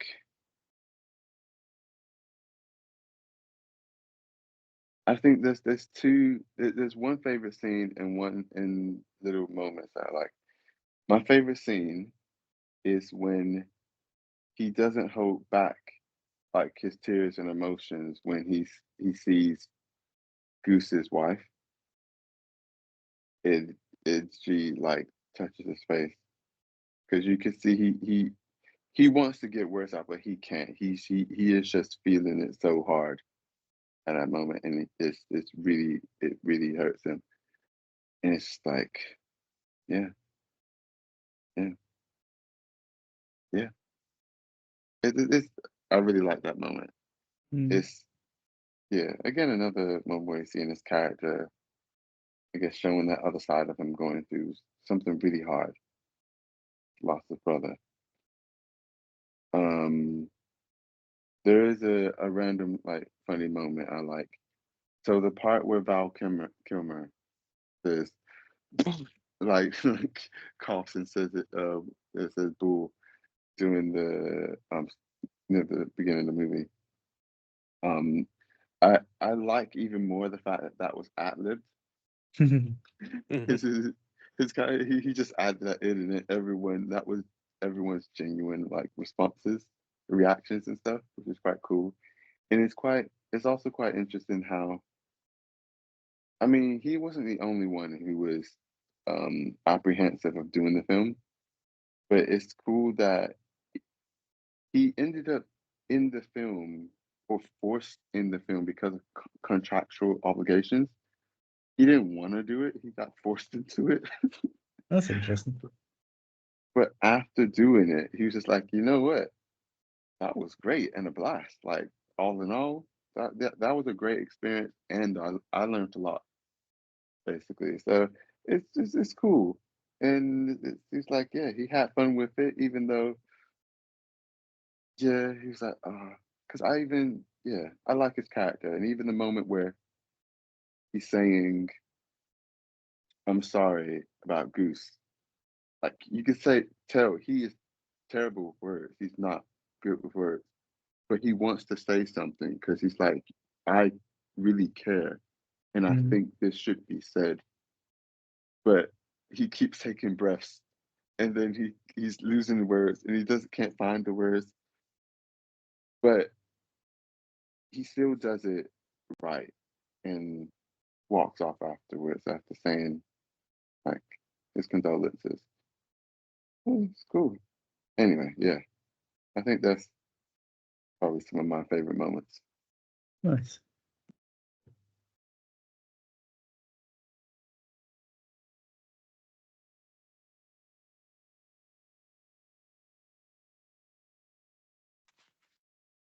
I suppose I better do my favourite scenes then. Oh, you don't have to. Just trying to think of like ones for Days of Thunder. Like the wheelchair race was quite funny, to be fair. But the secret stripper was probably the best moment of the film. It's like Ben mentioned it earlier, like how he sort of would imagine it would have happened in our group, and I could just imagine Tom Cruise at that point was Alec. And then when it happens again, he thinks it's a stripper again. So when I put it in that context, it sort of made me laugh. As a Top Gun, there was many great scenes for me, but like I said earlier in the week, it's probably the two scenes when Goose and Maverick are singing. The first one in the bar, which I have it in my head, is when either Rob or John are my wingman. And obviously singing Great Balls of Fire I thought was great. Balls of Fire. Huh? I just said Balls of Fire. Oh, Balls of Fire even. Goodness gracious. That was fire. I really loved basically all the action scenes in in the planes. Like, I know some of you sort of had a problem sort of keeping up with it, but I was sort of living every little bit of it. So like when I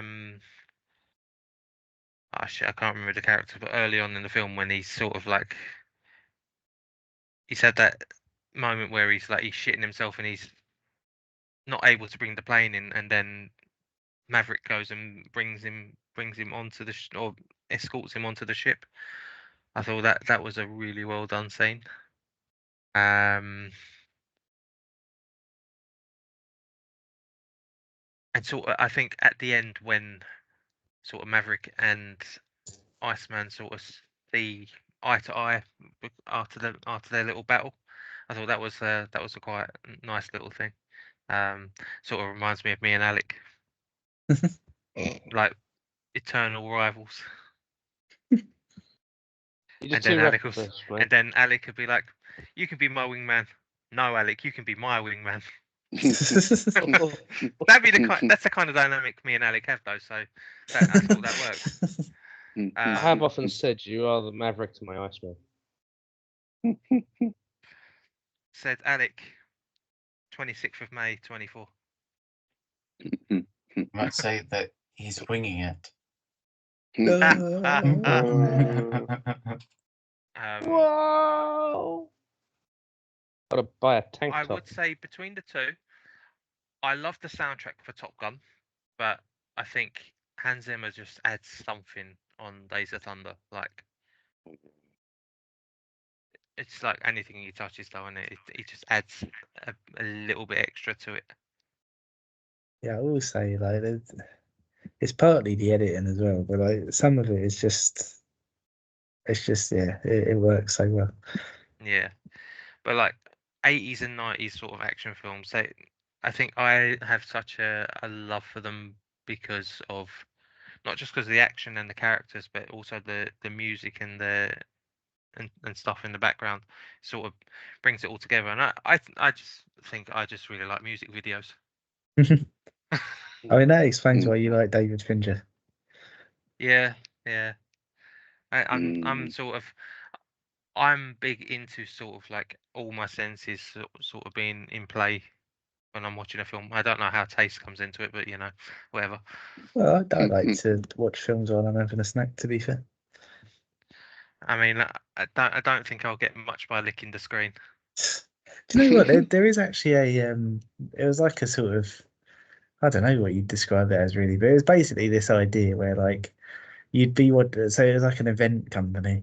So they put on a bunch of films, and the idea was that you'd watch the film, and then as a piece of food or whatever came up in the film, you'd be served that food. So, like for example, if you were watching Pulp Fiction, you'd get a big Kahuna burger, and like that kind of thing. Cool. That's interesting. There was a thought that came into my head, and I can't remember now. While you're trying to remember that, two other random things about Days of Thunder. Or actually, have you remembered? Or should I let you? I think it's gone. Oh, Simon. So with Days of Thunder, one thing that caused like Tom to have like a minor accident, a minor car accident at one point in the film, was that production finished without a finished script. So often, like the scenes were often written like the day of filming. Oh, wow. And in one of the kind of scenes, Tom Cruise had to read his lines off cue cards attached to his windshield. But because I guess it was blocking obviously some of what he saw, he missed something and had like a minor car accident. Oh, wow.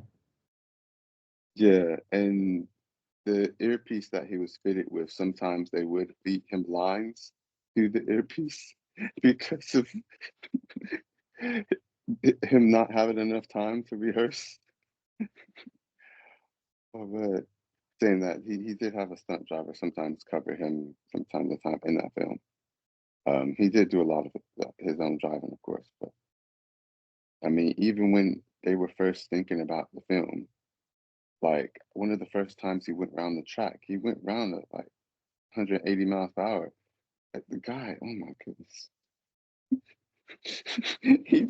It makes me think of like his character at the start of the film, just going like, yeah, I can drive this. It just goes off. And basically did something similar in real life. Like, the guy's not serious. Oh man. Also, kind of a funny one. The ice cream scene is actually a reference to a real, uh, it actually happening in a real race. That's mad. There were, yeah, apparently in 1987. So it would have been 3 years before. So I guess it would have been in their memories. Let's say the 1987 Southern 500 involving Hendrick Motorsports, number 35 team with the crew chief Harry Hyde and Richard's replacement driver Benny Parsons. But yeah, like the crew couldn't pit because they were busy eating ice cream, just like in the film. It's just like, nah, y'all aren't serious. It's like, why y'all? It's like it's hot, isn't it? It's like, why are you all eating ice cream at the same time though? It's like I want to pit. Maybe next lap. we're busy. It's like, what you mean you're busy? That was one of my favorite scenes when they just say, "Yeah, we're just having ice cream," and they're just everyone is, and the Tom Cruise is just getting enraged about when he literally stopped his car and got out. I thought he'd just be like, just grab the ice cream out of his hand and just be like, "I'm having this." But yeah, it was just a silly, funny joke. But yeah, the two of them had like so much kind of like friction and. It was just kind of like this rivalry, but also kind of like this fun friendship that was quite authentic. Like they both get on each other's nerves to no end, but at the end of the day, they do love and respect each other.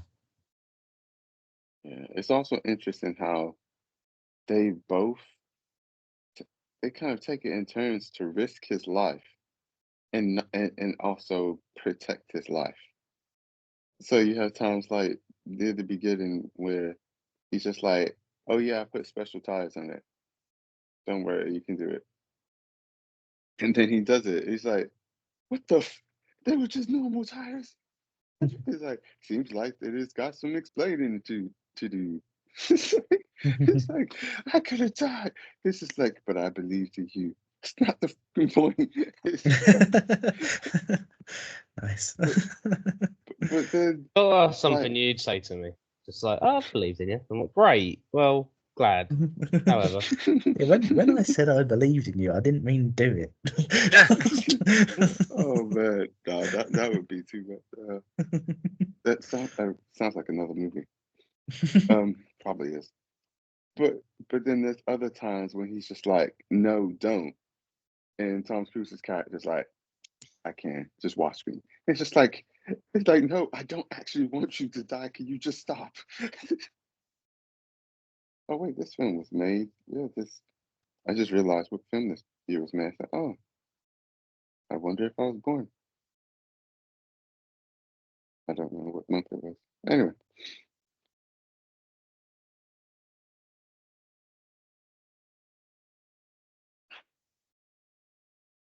Hit good. Let me put my camera on. The hand wash a lot today. Oh my goodness.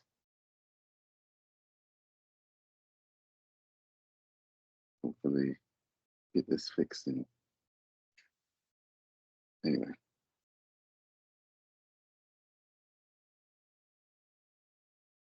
There's lots of cool trivia about it. I've only brushed the surface, to be honest. Oh, apparently Quentin Tarantino was a big fan of Days of Thunder. That doesn't surprise me at all. See, it is great. I don't know. I take No, his no, I'm opinion with a telling you. pinch of salt.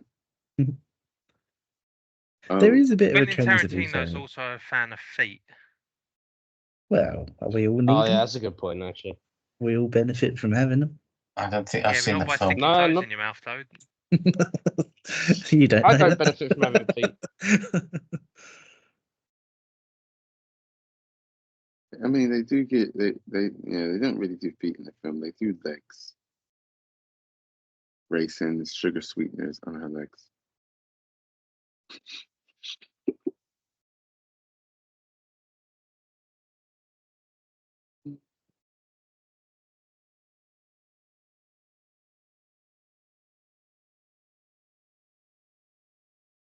Did anyone have anything else to say about it?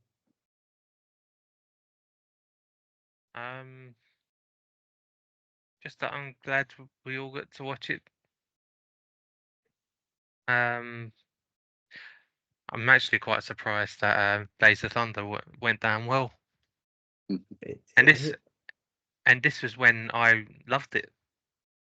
It hit the sweet spot, dude. It was just stupid in a really nice way. Nice. I love But it yeah. on the same level that I love Howard the Duck. Oh no. I'm sorry. This is much better than Howard the Duck. No, Oh. he just dropped a hammer. Yeah, I'm fine with that. Oh. I love them both dearly. I see how the Duck is one of those. I get why people like it, but it's a bad film. Oh yeah, like I mean, I'm not. Like- Yeah, Rob's Like- gonna be I don't picking- think it. I don't think it's quite as bad as people say, but I wouldn't call it a good film. Rob's probably gonna be picking the film that I probably would have preferred to pick in Days of Thunder's place.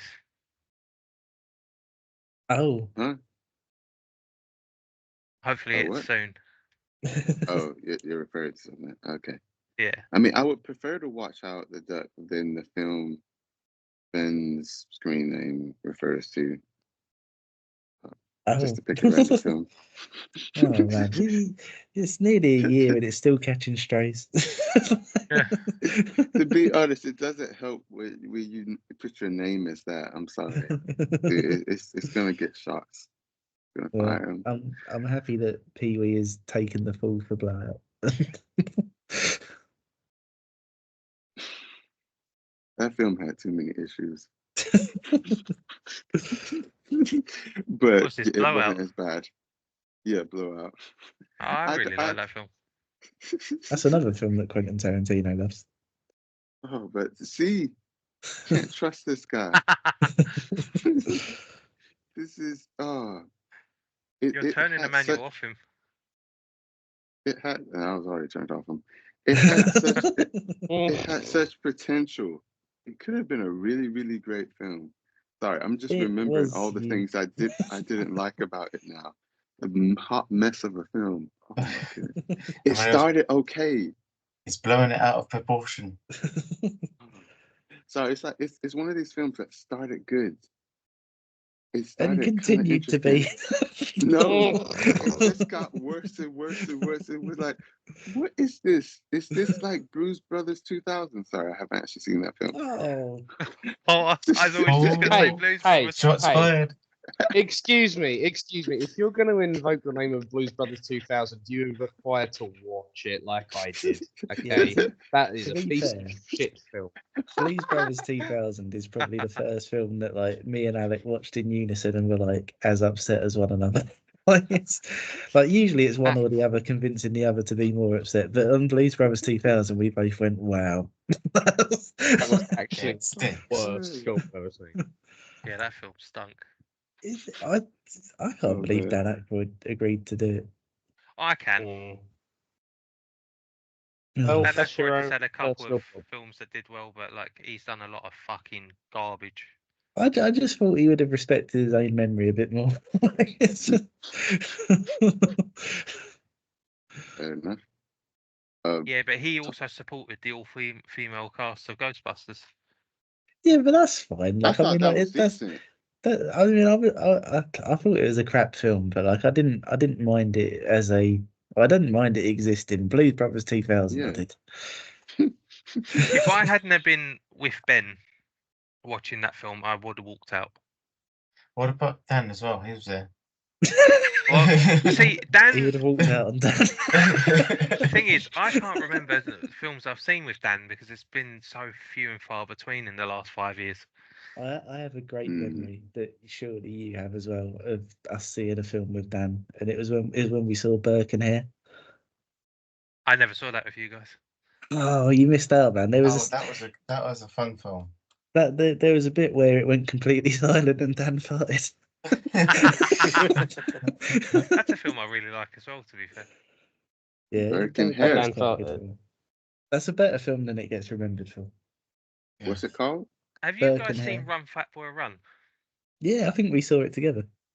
Nah, this was I think that might have come out before I even went to your sixth form. Is it that old? Oh, I'm Yeah. thinking of the one that he did with the bloke Mm. from Monty Python. The sci-fi one where the dog talks. Oh, Paul? No, this. That's an alien, mate. Oh yeah, it is as well. There's no dog in that. No, What Paul dog was the one one was where that? I had to run to the toilet, and then when I got back, everyone Yeah. was screaming for laughter, and I was like, "What's going on?"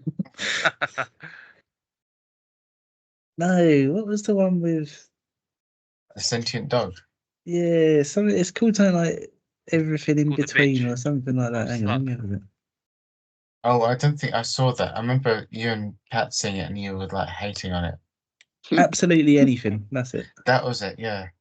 And you guys did not like it at all. Absolutely anything. Yeah, so Unless it I'm came. thinking. It came out just after I moved back from uni, and it was Let me have a look. It's Simon Pegg, and it's directed by Terry Jones. It's got Kate Beckinsale in it as well, and Robin Oh, I think Williams I is know the what Oh you no, mean. wait! I know I did see that one. That was yeah. It was a bit of a fucking weird movie. Yeah. No, Apparently- that's what I'm thinking of. Apparently, I liked it according to IMDb. You say 8 that out of a 10. lot. I'll need to watch it again because, there's a lot of stuff that I did like at one point or didn't like, and my sort of opinion of it is flipped. Mm. So, Oh yeah, Pat. So Run Fat Boy Run came out the year that you joined our sixth form.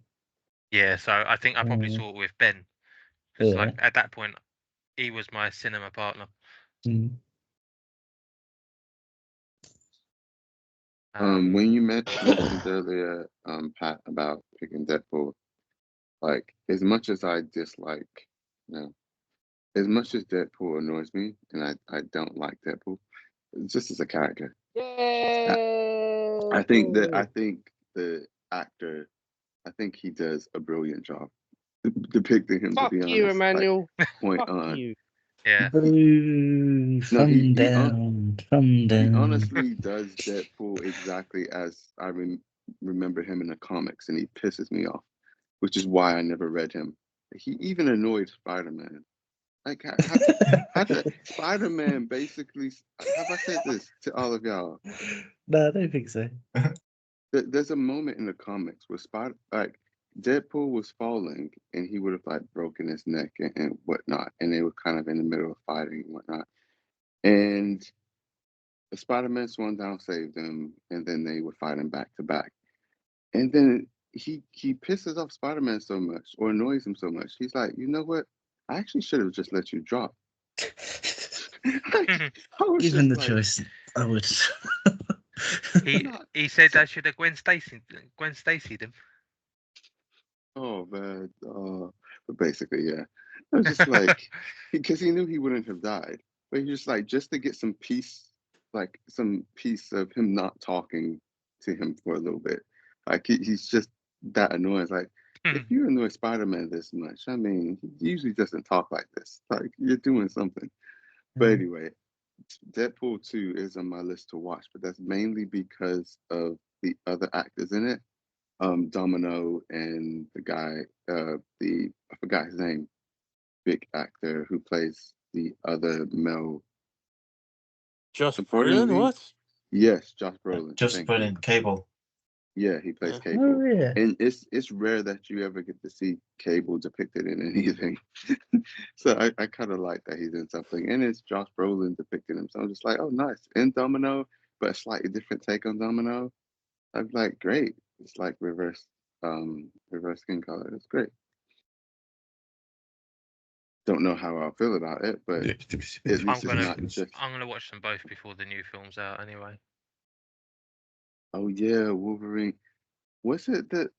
Was there this whole thing that Hugh Jackman signed on to do it, but like he signed on to do it like even before his agent was aware or something. Yeah, I Fine. think it That was makes sense. the case that Ryan Reynolds always wanted to do a film with Hugh Jackman, and because Deadpool and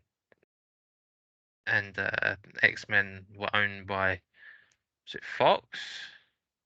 Or they're Yeah. currently owned by Fox, but Fox didn't really want to do a crossover, and now that it's all under the umbrella of Disney, Disney want to include them in this whole universe. Mm, They've decided to do this, and Hugh Jackman was done playing that character, but yeah. he's come back out of retirement for Ryan Reynolds, which is quite sweet. Yeah, it is. I Well- was surprised. I was like, oh, when I first heard. It's gayer than sweet Top Gun. until- It's sweet until you realise they broke the strike to do it. Yeah. Scabs. This things happens. But they shouldn't. That's the problem. Especially for Mm. bloody Disney. Yeah. Of all people. Yeah. But yeah, I'm glad I was able to show you guys these two films if you'd never seen them before. Yeah. I'm probably going to watch Top Gun again next week. Oh, next week. Yeah, I've already watched the two Top Gun films this week, but I want to watch it again. I'm still interested in watching Maverick. I haven't seen it yet. Maverick is very good, but I still think the original film is the best. Yeah. But I think Maverick probably did better job with the actiony scenes. I think the character and the sort of the music and the whole colourful sort of aura of the 80s film was just, I think, pushed that over the top. But as an action film, I think Maverick's probably one of the best action films brought out in the last 5 years, along with John Wick 4. Nice. Oh yeah, John Wick. Ah, Great fun John Wick. films. John Wick Just 4 was lots. that good that Rob even liked it. I did. Oh wow, that's I don't trust you. I don't trust any of you. Nah, John Wick 4 is great. But then I like all of them. Yeah, But same. I think it's See, one of those films. This is you why just- I don't trust any of you. I Don't be think so miserable, Alec. No. I went into John The Wick 4 Wickling. going, this is going to be bollocks. And then I got about 20 minutes in and I went, no, it's not so much. And then I got about an hour in and I went, no, it's actually quite good. nice, nice. He got to the end and he's like, good film. It's like, what? Nice. I was like a podcast host because I turned to Pat and I was like, do you want me to blow your mind? Rob Oh, saying he man. enjoyed it very much blew my mind. I think what I appreciated about the two things I appreciate about the John Wick films the most is one, the choreography. It's just the choreography mixed with the camera work / visualizations, editing, color grading. Literally, yeah, everything visual plus all the choreo. It's just so good. So spot on. So Wario. yes. Good lord. It's there's an art to You with your doing. industry, though. There's art to Industry. doing. What? That's just a word. Oh, man. I work in the industry. Choreo, man. Man, there's some Coriolanus. gold. There's been some like pure gold. The mouth shit we've been saying this fucking chat. There's me. There's some great Emmanuel ones. It's just like this chat's been just fucking epic for just the amount of shit we've been saying. Yeah, You know we're what tired, sucks? we're drunk. Do We're you know what Yeah, sucks so- about sad. me picking these films? Is I've gone through most of my favourite action films now. No, no, You it's have definitely to you have to pick some bad Oh, films your and bad list films is now. young, Pat. Huh? I was saying your list is young. There's more to come. Yeah. Yeah, but like my sort of sweet spot ones are mostly done. I've got a couple left. You haven't even picked like a Jean-Claude Van Damme film yet. And I will never do that. Ooh. What? I don't like his films. I think he's Oh, absolute shit. Not even I Bloodsport. pick. No, I didn't like that. I'll pick a Steven Seagal film though. Oh, You're insane, I but don't I know. am Under up for that. Siege, man. Mwah. Have you I- seen the two Steven Seagal posters where they use the same photo of Steven Seagal, but they're Yeah. completely unrelated? They're by Yeah. different studios. What? I'm pretty sure there are one or two. Yeah, there is one Jean-Claude Van Damme film I like, but that's Expendables, so that don't really count. Yeah, that's expendable. Oh, hey! Whoa! Man. Alright. Oh, that's But yeah. Steven Seagal. I forgot what he I'm- looked like. I'm not a Jean-Claude fan. You're not a Surprised you. Jean-Claude Van fan. You're not a Jean-Claude Van fan. Fuck's sake. Right there. I mean, the one film that was picked with him in it, I hated as well. Mm. Oh, I mean, that was wasn't a Street good film, though, to be honest, as well. On top of Emmanuel. he, like, Yeah, man. Oh, we just What, needed Street- some He more had a cocaine. Street Fighter's not good, but that was the Well, He had a point. fantastic. It was bad Yeah, movie round. That, No, it that was wasn't. Goat Round. Yeah, that was that Goat was Round, John. Great Yeah, time. supposed to I be Goat forgot Round, about right? that. Only Yeah, John that would pick was- a bad film in Goat Round. Yeah, but that's very on point on it. And that's kind of the point. It is funny though, because like where that was the first film of Goat Round, it just feels like an independent island. Yeah, I mean, So- That like was like, John's like, I'm back. Have this film, and we haven't seen him since. yeah. Oh man, I was like, there were much better game films than this. I know we talked about them already, so I won't go over them. It's just like this is not it. But maybe I guess, like you said, Simon, it's one of the greatest bad game movies. I mean, he could have picked Max Payne, which was probably just as bad. Have you not seen Max Payne? I have. haven't seen It's it. just not great. Oh right. Oh, oh right. Yeah, that's what you mean. But maybe this would had more entertainment, funny value to it. It was over the top. It had lots of costumes and stuff in Just needed more cocaine. it. More drugs. Oh, So I think that they're starting to get the hang of sort of video games in like TV movie stuff. Like I know Fallout. Uncharted didn't do great, but I quite like that. I think Oh, Uncharted is one of the most boring films I've ever seen. only thing I didn't like was the casting because Mark Wahlberg as Sully just did not work. He didn't have the essence of the character. I actually quite liked Spider-Man playing Nathan Drake. You know what? Uncharted. So like, I'll quite happily walk out of a film if it's like awful. Like if I feel like I'm wasting my time on it, like I'll quite happily walk out of it. But Uncharted is the first time Rachel's ever said to me, "Do we have to stay to the end of this?" Wow. Wow. Fucking hell. Have you ever played the games? No, not really. Ah, fair enough. That's probably going to put you off the games if you didn't like the film. I'll give the games a go, to be fair, because I mean, I've heard like so many people. Rick loves the games, doesn't he? But Yeah, I think the Mm. games are amazing. Mm.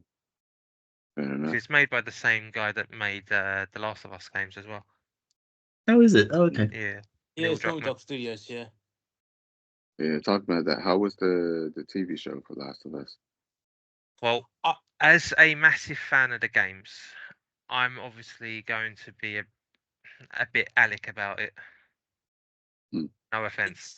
It's not Where as bad Why as would I I've be heard some offended people at that? say. it's actually really Why good. would I be offended at that? My main it's- trait. The show is really good, but there's stuff Mm. in it that I'm like, oh, this didn't happen in the game, that didn't happen in the game, or this happened at a different point in the game. Yeah. I mean, Ah, I wasn't a big fan of the casting for Ellie. I feel like that was I thought okay. It wasn't like the worst. I was choice. really hoping you were going to say I wasn't a big fan of the game. I wanted that to be the next But- sentence. You know what? Had nothing in the game. Had nothing in the game. Had nothing in the game. I wasn't a big fan of the game. But to be fair, like they only had limited time. Like you consider, like the first game is about a 50-hour playthrough, and they've had to fit 50 hours of gameplay into what, 8 hours?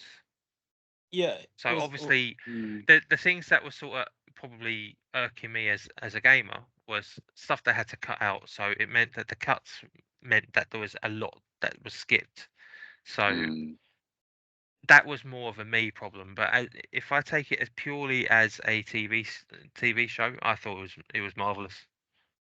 Yeah, because Cool. they've lost a lot of interactions with Ellie and Joel, especially with the comic books. Like those Yeah. little smaller interactions, Mm. those were very pivotal to the character because it gives them like insights of why they talk about it and like how they talk about it. Again, Yes. that's like a whole thing they missed, and that's like if you didn't play the games and you watched it, it'll be fine. But Yeah. because Pat and myself have played the games, like. It's context. There's lots of Yeah. context. You're missing context, and it's like annoying. And that's, I think, where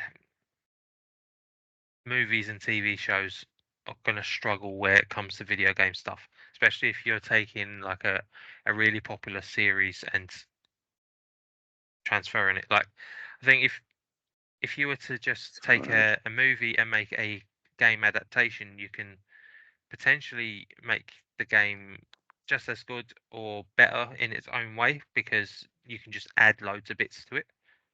Whereas if you do it the other way, you're going to have to cut tons of stuff. So I don't think Is you're ever going to anybody- get it perfect. Anybody watched Arcane? Yes. Oh, Not yet. I think that's Arcane on my is list. I want to watch great. that. I've heard good It things. looks good. It's really. I just- yeah. I do want to say if you don't know anything about League of Legends, that's not a problem. It doesn't matter, yeah. Doesn't. It's just. Isn't that that mobile game? No, League of Legends is the MOBA. I think is how Yeah. you say it, right? Yeah, MOBA is a very big competitive game. Yeah, but that's hard to compare because there is a TV series, right? Because like if you had more hours to do it, I guess it would be. No. I guess no. It's good even without like knowing the League of Legends backstories for each Yeah, character. you don't need to But- know. Yeah, Yeah, that's true. Yeah, like, that's true. Never mind. if you know it, I've heard that it's nice to go like, oh, it's them, but like you do not need to know anything to go into it.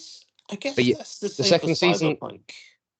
The second season's coming out in Oh, is November, it? so Yeah. I remember Rob being like, I don't like the intro song. yeah, he was very grumpy at me because it was Imagine Dragons singing it. Yeah. I still a liked it. problem. It was fun. But besides the intro, which was still, I still liked it. It's still fun. But yeah, it's a very deep story. Very good. Great character development. Oh, just animation style, all of it. Acting style, just great.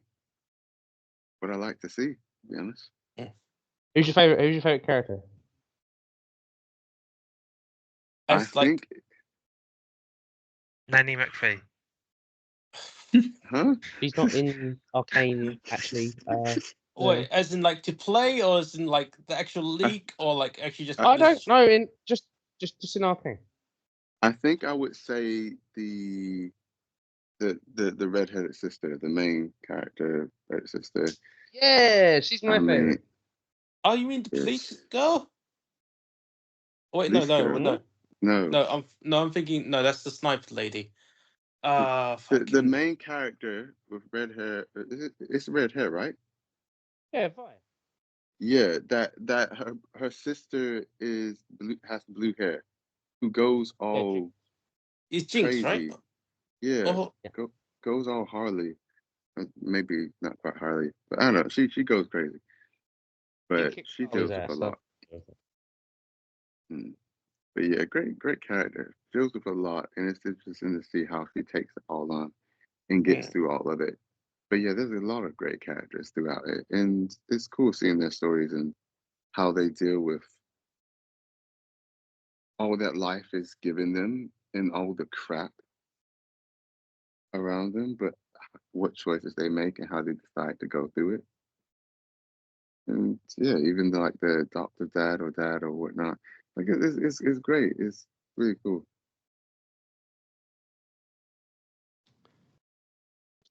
I recommend it to many. I love that you like that. Yeah. Pat, have you seen Fallout, or has anyone seen Fallout? I do want to watch it, but I've been really bad with TV shows. Like I'm currently trying to watch through True Detective, but not the current season, the previous one with Mahershala Ali in it. Cool. But I'm not been keeping up with it very well because I'm playing through Spider-Man at the minute, and then during the week when I'm working, I come home and I'm like, I can't be bothered watching anything. And this week, all I've been watching is Top Gun and Days of Blunder. Fair enough. I don't blame you. I just heard like decent things about it, so yeah, I thought to ask in case anyone's seen it. Yeah, I'll definitely get around to watching Fallout. And I'm trying to watch that show based on the anime that's on Netflix. Keep forgetting the name of it. One Piece. Downton Abbey. I'm like 3 episodes into it. I'm really enjoying it. Half and half for me. I'm really enjoying it. It's to a point where I'm going to give the anime a go. Really? Yeah.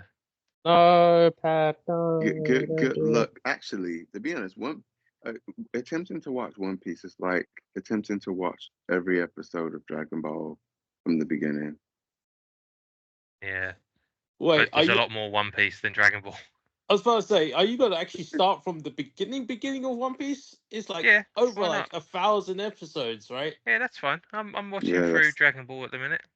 Okay. Yeah, Fair enough. Mind you, that's only like 500 episodes through 4 different series. Oh, yeah. Then as a hint for as the tip for it, there are like people who have like re-edited One Piece because the pacing was a bit silly, let's say. So you should watch that version. It cuts out all the little bit of filler arcs and like all them repeating all the same shit they said from last week's episode. This happened. To be fair, I love a bit of filler. Like that's what I watch from my Dragon Ball stuff. Like a load of people watch the no, Pat. Nautilus It stuff. literally just repeats like 5 minutes of the last episode. Oh, recaps. Yeah, it's like a quick recap for it, and it's like everyone goes, "Why is this pacing like this? It's silly." It's like, but it's the way that One Piece has existed. Yeah. So it's just like, I've even got the One Piece game here somewhere. World Treasures, or was it called something like that?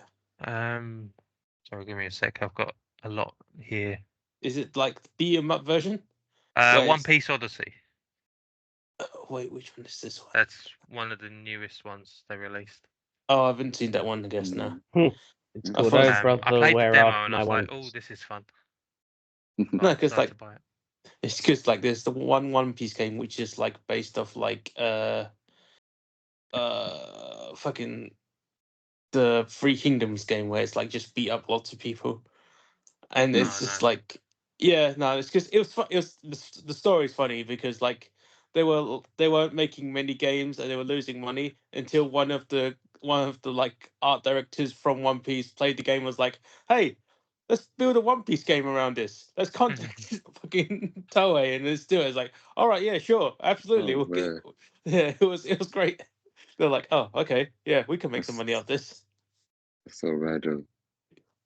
Even though I mentioned it before, just to kind of re-plug it, anyone who, what you call it, does kind of like the kind of Fallout type world, or the idea of nuclear bunker living and how humans deal with that, do give Silo a go. I feel like Silo. everyone, yeah, it is only on, unless you download it, it is only on Apple TV. Oh, that's fine. I've got Apple TV. Ah! It's got some great actors in it. Oh my goodness! But it's really, really good. I really recommend it. I think all Oh, of Rebecca you Ferguson's actually like in it. Yeah, it's one of her recent kind of things. In Common. Oh, that's the bloke that had the shootout with John Wick. Yes. My favourite shootout in the John Wick films as well. Okay. Is that This is fucking definitely one in on the my train list. station? No, Add to it's watch a this. Okay. it's a they're in a basically in a nuclear bunker type situation. It's like thousands of people Uh-huh. live in this place. Is that in number? Hmm? Is that in John Wick 3? Oh no, Silo. Sorry, I wasn't thinking about John Wick. I was talking about John Wick. Sorry. Okay. Anyways, You better believe I'm back. okay. Let's before we get onto before we go onto that, is Rob, is the next film Hot Shots? Well, I don't know if it's well. Actually, I suppose yeah. I was having a bit of a moral dilemma there about whether you should pick a film star in Charlie Sheen, but we've had worse. Oh, I like Charlie Sheen. But he's a bad You man. like a lot of people. What's he done that's bad apart from wrecking the hotel room? Didn't he like kidnap someone or something? I have no recollection of this. I've never heard of that one. That's a new one for me. Oh my. Oh, now I want to watch 2.5 Men again. No, you don't. No, you don't. I love that show. In all fairness, I just At the googled. time, I just googled Charlie Sheen kidnap, and I got the Chase 1994 film. So he probably didn't. I just Rob imagining something that's not there. I swear he did I love something. the idea you've seen a he- film about Charlie Sheen kidnapping someone and you've gone, that bloody Charlie Sheen. And it's Oh, like, no, Charlie he's Sheen just being an film actor. coming up. That's just the premise of a movie. It was worse. I mean, Bob, he's done a lot of, not good things, and there's reasons many women He's got dislike tiger him, blood. Leave him alone. dislike Well- him as much as the women in the 2.5 Men show dislike his character. Yeah. Yeah, it's like- a few years ago, Corey Haim said that when he was a kid, somebody raped him. What the fuck? Yeah, apparently that was Charlie Sheen. What? So yeah, that's pretty awful. Yeah, no more Charlie Sheen picks, please. Well, I'm still picking that one film that with him in. Because Which one? oh, you have to wait and see, Rob. Is it Platoon? Yeah, it's, It may or may not be. Oh, crap. So His what pen film is was- being picked? the way it's Platoon. Wait, did you just steal my pick? Platoon wasn't your pick. You No. just had 2 picks. No, Platoon? Emmanuel What said the- what's the- being picked, and this week is my pick, and then you said Platoon. Oh, sorry. Yeah, I thought you Emmanuel. said- The next pick is Splatoon, and it's Charlie Sheen going, no, my Splatoon's full. That's like Rob, you're what picking are a you video picking? game. Oh yeah, that is it's the squid. Yeah, it was the squid. Yeah. Oh, bro. Not my Splatoon. Rob, what are you picking? I've been really unsure this week. Like the only thing that I've been certain Picking of is Spittoon with Charlie Sheen. No, the only thing what's I've your been sure of choices? is that I wanted to pick an animation because I haven't picked one in like ages. The last animated Ooh. film I picked was Batman. But I suppose my choice depends on whether Alec fancies a fight this week or not. Are you up for a fight, Alec? Yes. He's always up for a fight. If Alec's up for a fight, I'll do Akira. Oh, nice. Yes. Fucking Where's it playing? yes. Piece of shit. It's back on Crunchyroll. Yeah. Yes. Plot twist. Oh, you still Oh. got it. It's an animated biopic of Akira Kurosawa. Oh, I'd love to see that. To be fair, that would be actually a really sweet fucking pick. If that was Or the case. Akira Toriyama. Actually, I would watch that one as well. Yeah. To be honest. Yeah. But no, okay. Do I have Akira. to fucking watch Akira? I gotta find. Saying Still that- have your Crunchyroll active, Simon. Yeah, I think I haven't changed it at all. You still got great. all the same shit. Can you Akira. send the details back in the chat because I can't remember them. Saying that, who's Fuck. the one? Yeah, all right. If you're a good Pat. Who's the famous guy that keeps retiring, coming out of retiring, and making Studio Ghibli? Miyazaki. Hayao Miyazaki. Yeah, Miyazaki. Okay, Aaron wrong Rodgers. guy. Never mind. I was just thinking about how it's like, well, I mean, The Boy and the Heron apparently has metaphorical parts of his life in it somehow. I don't know. I never finished the film. But I haven't watched it yet, so I don't know. But all I know is like Akira is a not. It's not too bad of animation choice. oh but no, like Akira is great. yeah. I like the idea that Hayao Miyazaki's been walking around with a heron this whole time, and everyone's gone like, "What's the story with the heron?" And he's like, "One day." And then he's retired, and they've gone like, "No, what happened with the heron?" And he's like, "Oh yeah, well, I'll come back." And then he makes a completely unrelated film. And they're like, "What about the heron?" And he's like, yeah. Then he retires again. Then he comes back, and he's like, "This one's about my life, actually." And he's like, this is the heron one." The way I felt about Boy and the Heron is a little bit, in terms of vibes, it's a little bit like how I felt at the end of Love Lives Bleeding Pat. Interesting. So I've not if you- watched I it. kind of see what you mean. But they both I do mean, the I've absurdist seen ending. Love Lies Bleeding. I haven't seen Love Lies Bleeding Pat. Oh. oh All right. man. Oh shit. Oh, sorry. Okay. So No, okay. Akira then, yeah. All right. I'll post the Crunchyroll stuff in a minute. Well, probably tomorrow when I wake up. So fuck. Thanks. Yeah, no Simon. rush, man. Yeah, there was because I wanted to do an animated film this week. The two choices were Akira or Bambi. Oh. I prefer What Akira. a contrast. Bambi. I love Bambi. Not It's Bambi. legitimately one of my favourite films. That's a really big fucking difference. That's really left field. Dude, Bambi was the first film that made me cry. I love it. Yeah, Rob's talked about it before, to be fair. Oh, that's It's just funny. It's a choice. It's Yeah. like Akira or Bambi? Bambi. Yeah, that's What? That really caught me off guard. You know what? I think I might happen to someone else. Dear Phil, or want this cyberpunk kinetic superpower type fit? It's like, how were you choosing between these? Now you know that my question to Alec was a genuine question because it was like, right, if you're up for a fight, I'll do Akira.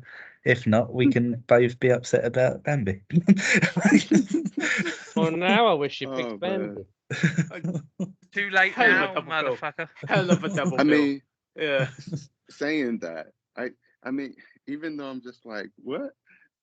I mean, even with my last two picks, technically, when I picked Requiem for a Dream, I was choosing between that Thinking and Oh about Brother, Bambi, Where Art yeah. Thou? No, Oh Brother, Where Art Thou? I was choosing between that and Requiem for a Dream. So, It's weird they both came out the same year, actually. Mm. what did they? Requiem for a Dream, man. Bambi. Requiem for a Dream, Bambi. To be fair, they are both devastating. Yes. Yeah, in different ways. All right. Let's Okay, go watch Bambi now. Oh, I mean, I go. We don't have to Bambi watch everybody is wants pretty it. short. Everybody do wants both. to watch Bambi. Let's I do don't both. really. An impromptu we double could- bill. Yeah, Yeah. we could probably do both. To be fair though, that would secretly crush me because then I wouldn't be able to pick Bambi for a while. Next time.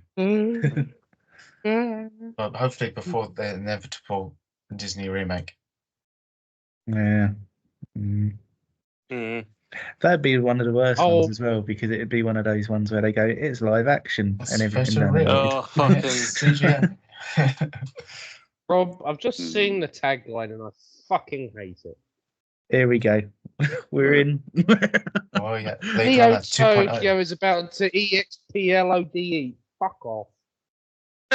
It does. What? Like, it's not misleading. Tok- Yeah. Tokyo's about to eat That's its what? absolutely apt for what happens. But like, we'll get into it next time. I need to ask Rob about some like Magic the Gathering stuff. Let's end it there. Nice. Yuck. Well, I don't know Yuck, what I'd you're say. talking about, but a lot of stuff happened. The in this one. tagline for Akira is Neo Tokyo is about to EXPLODE. Yeah, but they spaced Oh. out the word explode. Yes. Oh, that's why I Yes. wasn't getting what you were saying. Yeah, that's very accurate. Yeah. Yeah, no lies, I Toad. don't care if it's accurate, it's shit. What you mean? You know when this film was made? I don't give a fuck when it was made. Well, it gives context. Caveman painting, I'd still go, that's a bit rubbish. Well, Also, to be actually, honest, it probably sounded cooler in Japanese. also, wasn't it technically didn't Akira technically happen last year? Yeah, you Oh. might be right actually. Oh, a couple of years back, wasn't it? Oh, where the Yeah, story you might set. be. is No, it set. was. It was when was the Uh. Tokyo Olympics? Because it was whatever year that was. 2022. Yeah, I think- it was then. Yeah, because yeah, I remember thinking it's pretty mad that they predicted the Tokyo Olympics. Oh, So long as it wasn't the Crazy. Tokyo God, please. Ugh. oh my goodness. Thank No. you. Yes. But that Thank is you for putting it in crazy. perspective. They actually, yeah. Oh my god, if this Set is in like Ghost in the 2019. Shell again. No, I it's slept so much. very. I'm gonna say it's very different than that, Yeah. Alec. It's a very different audience. I said not very different Will I audience. be awake for it? To be honest, like if I was to compare Yeah. it to anything that we've had in Film Club already, I'd say Blade Runner. So, but for you, that's Ah! probably no. Like, Yeah, but faster paced. Like, yeah. Yeah, more it's got a drugs lot. Hold on, faster paced than Blade Runner? Get out of Blade Runner here. crack. That's not possible. How Yeah. could we get faster than that? Yeah, more drugs, more clowns on motorcycles. You know, a lot of fast-paced stuff. It happens. But I also think once you've seen Ghost in the Shell and Akira, you can see where the Matrix came from. Oh, great. Oh, I yeah, mean, yes, it's you not can helping argue that. that. You can argue that. You can argue that.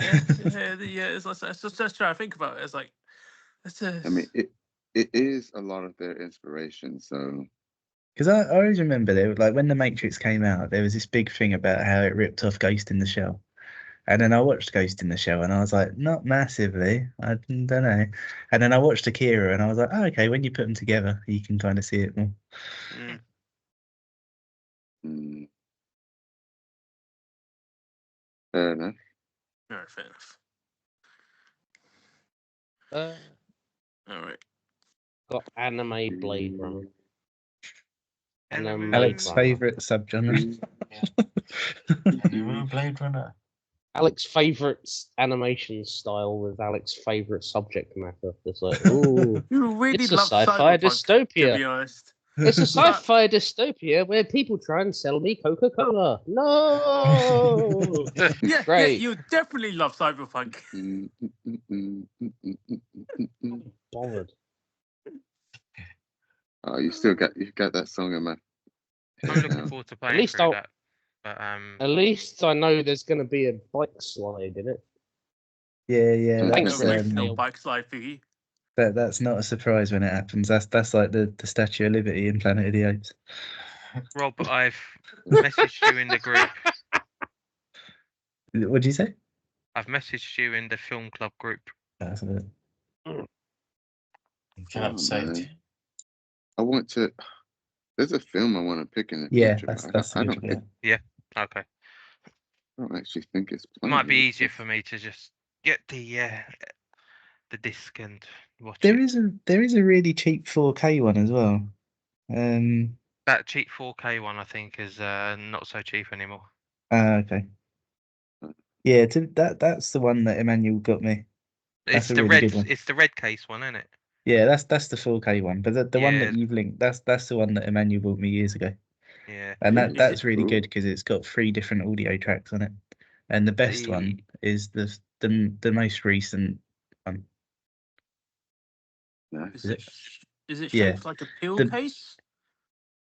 So the best one so the best audio track and the best subtitle track is the most recent one because the audio was remastered and the subs were redone so that it made more sense in English.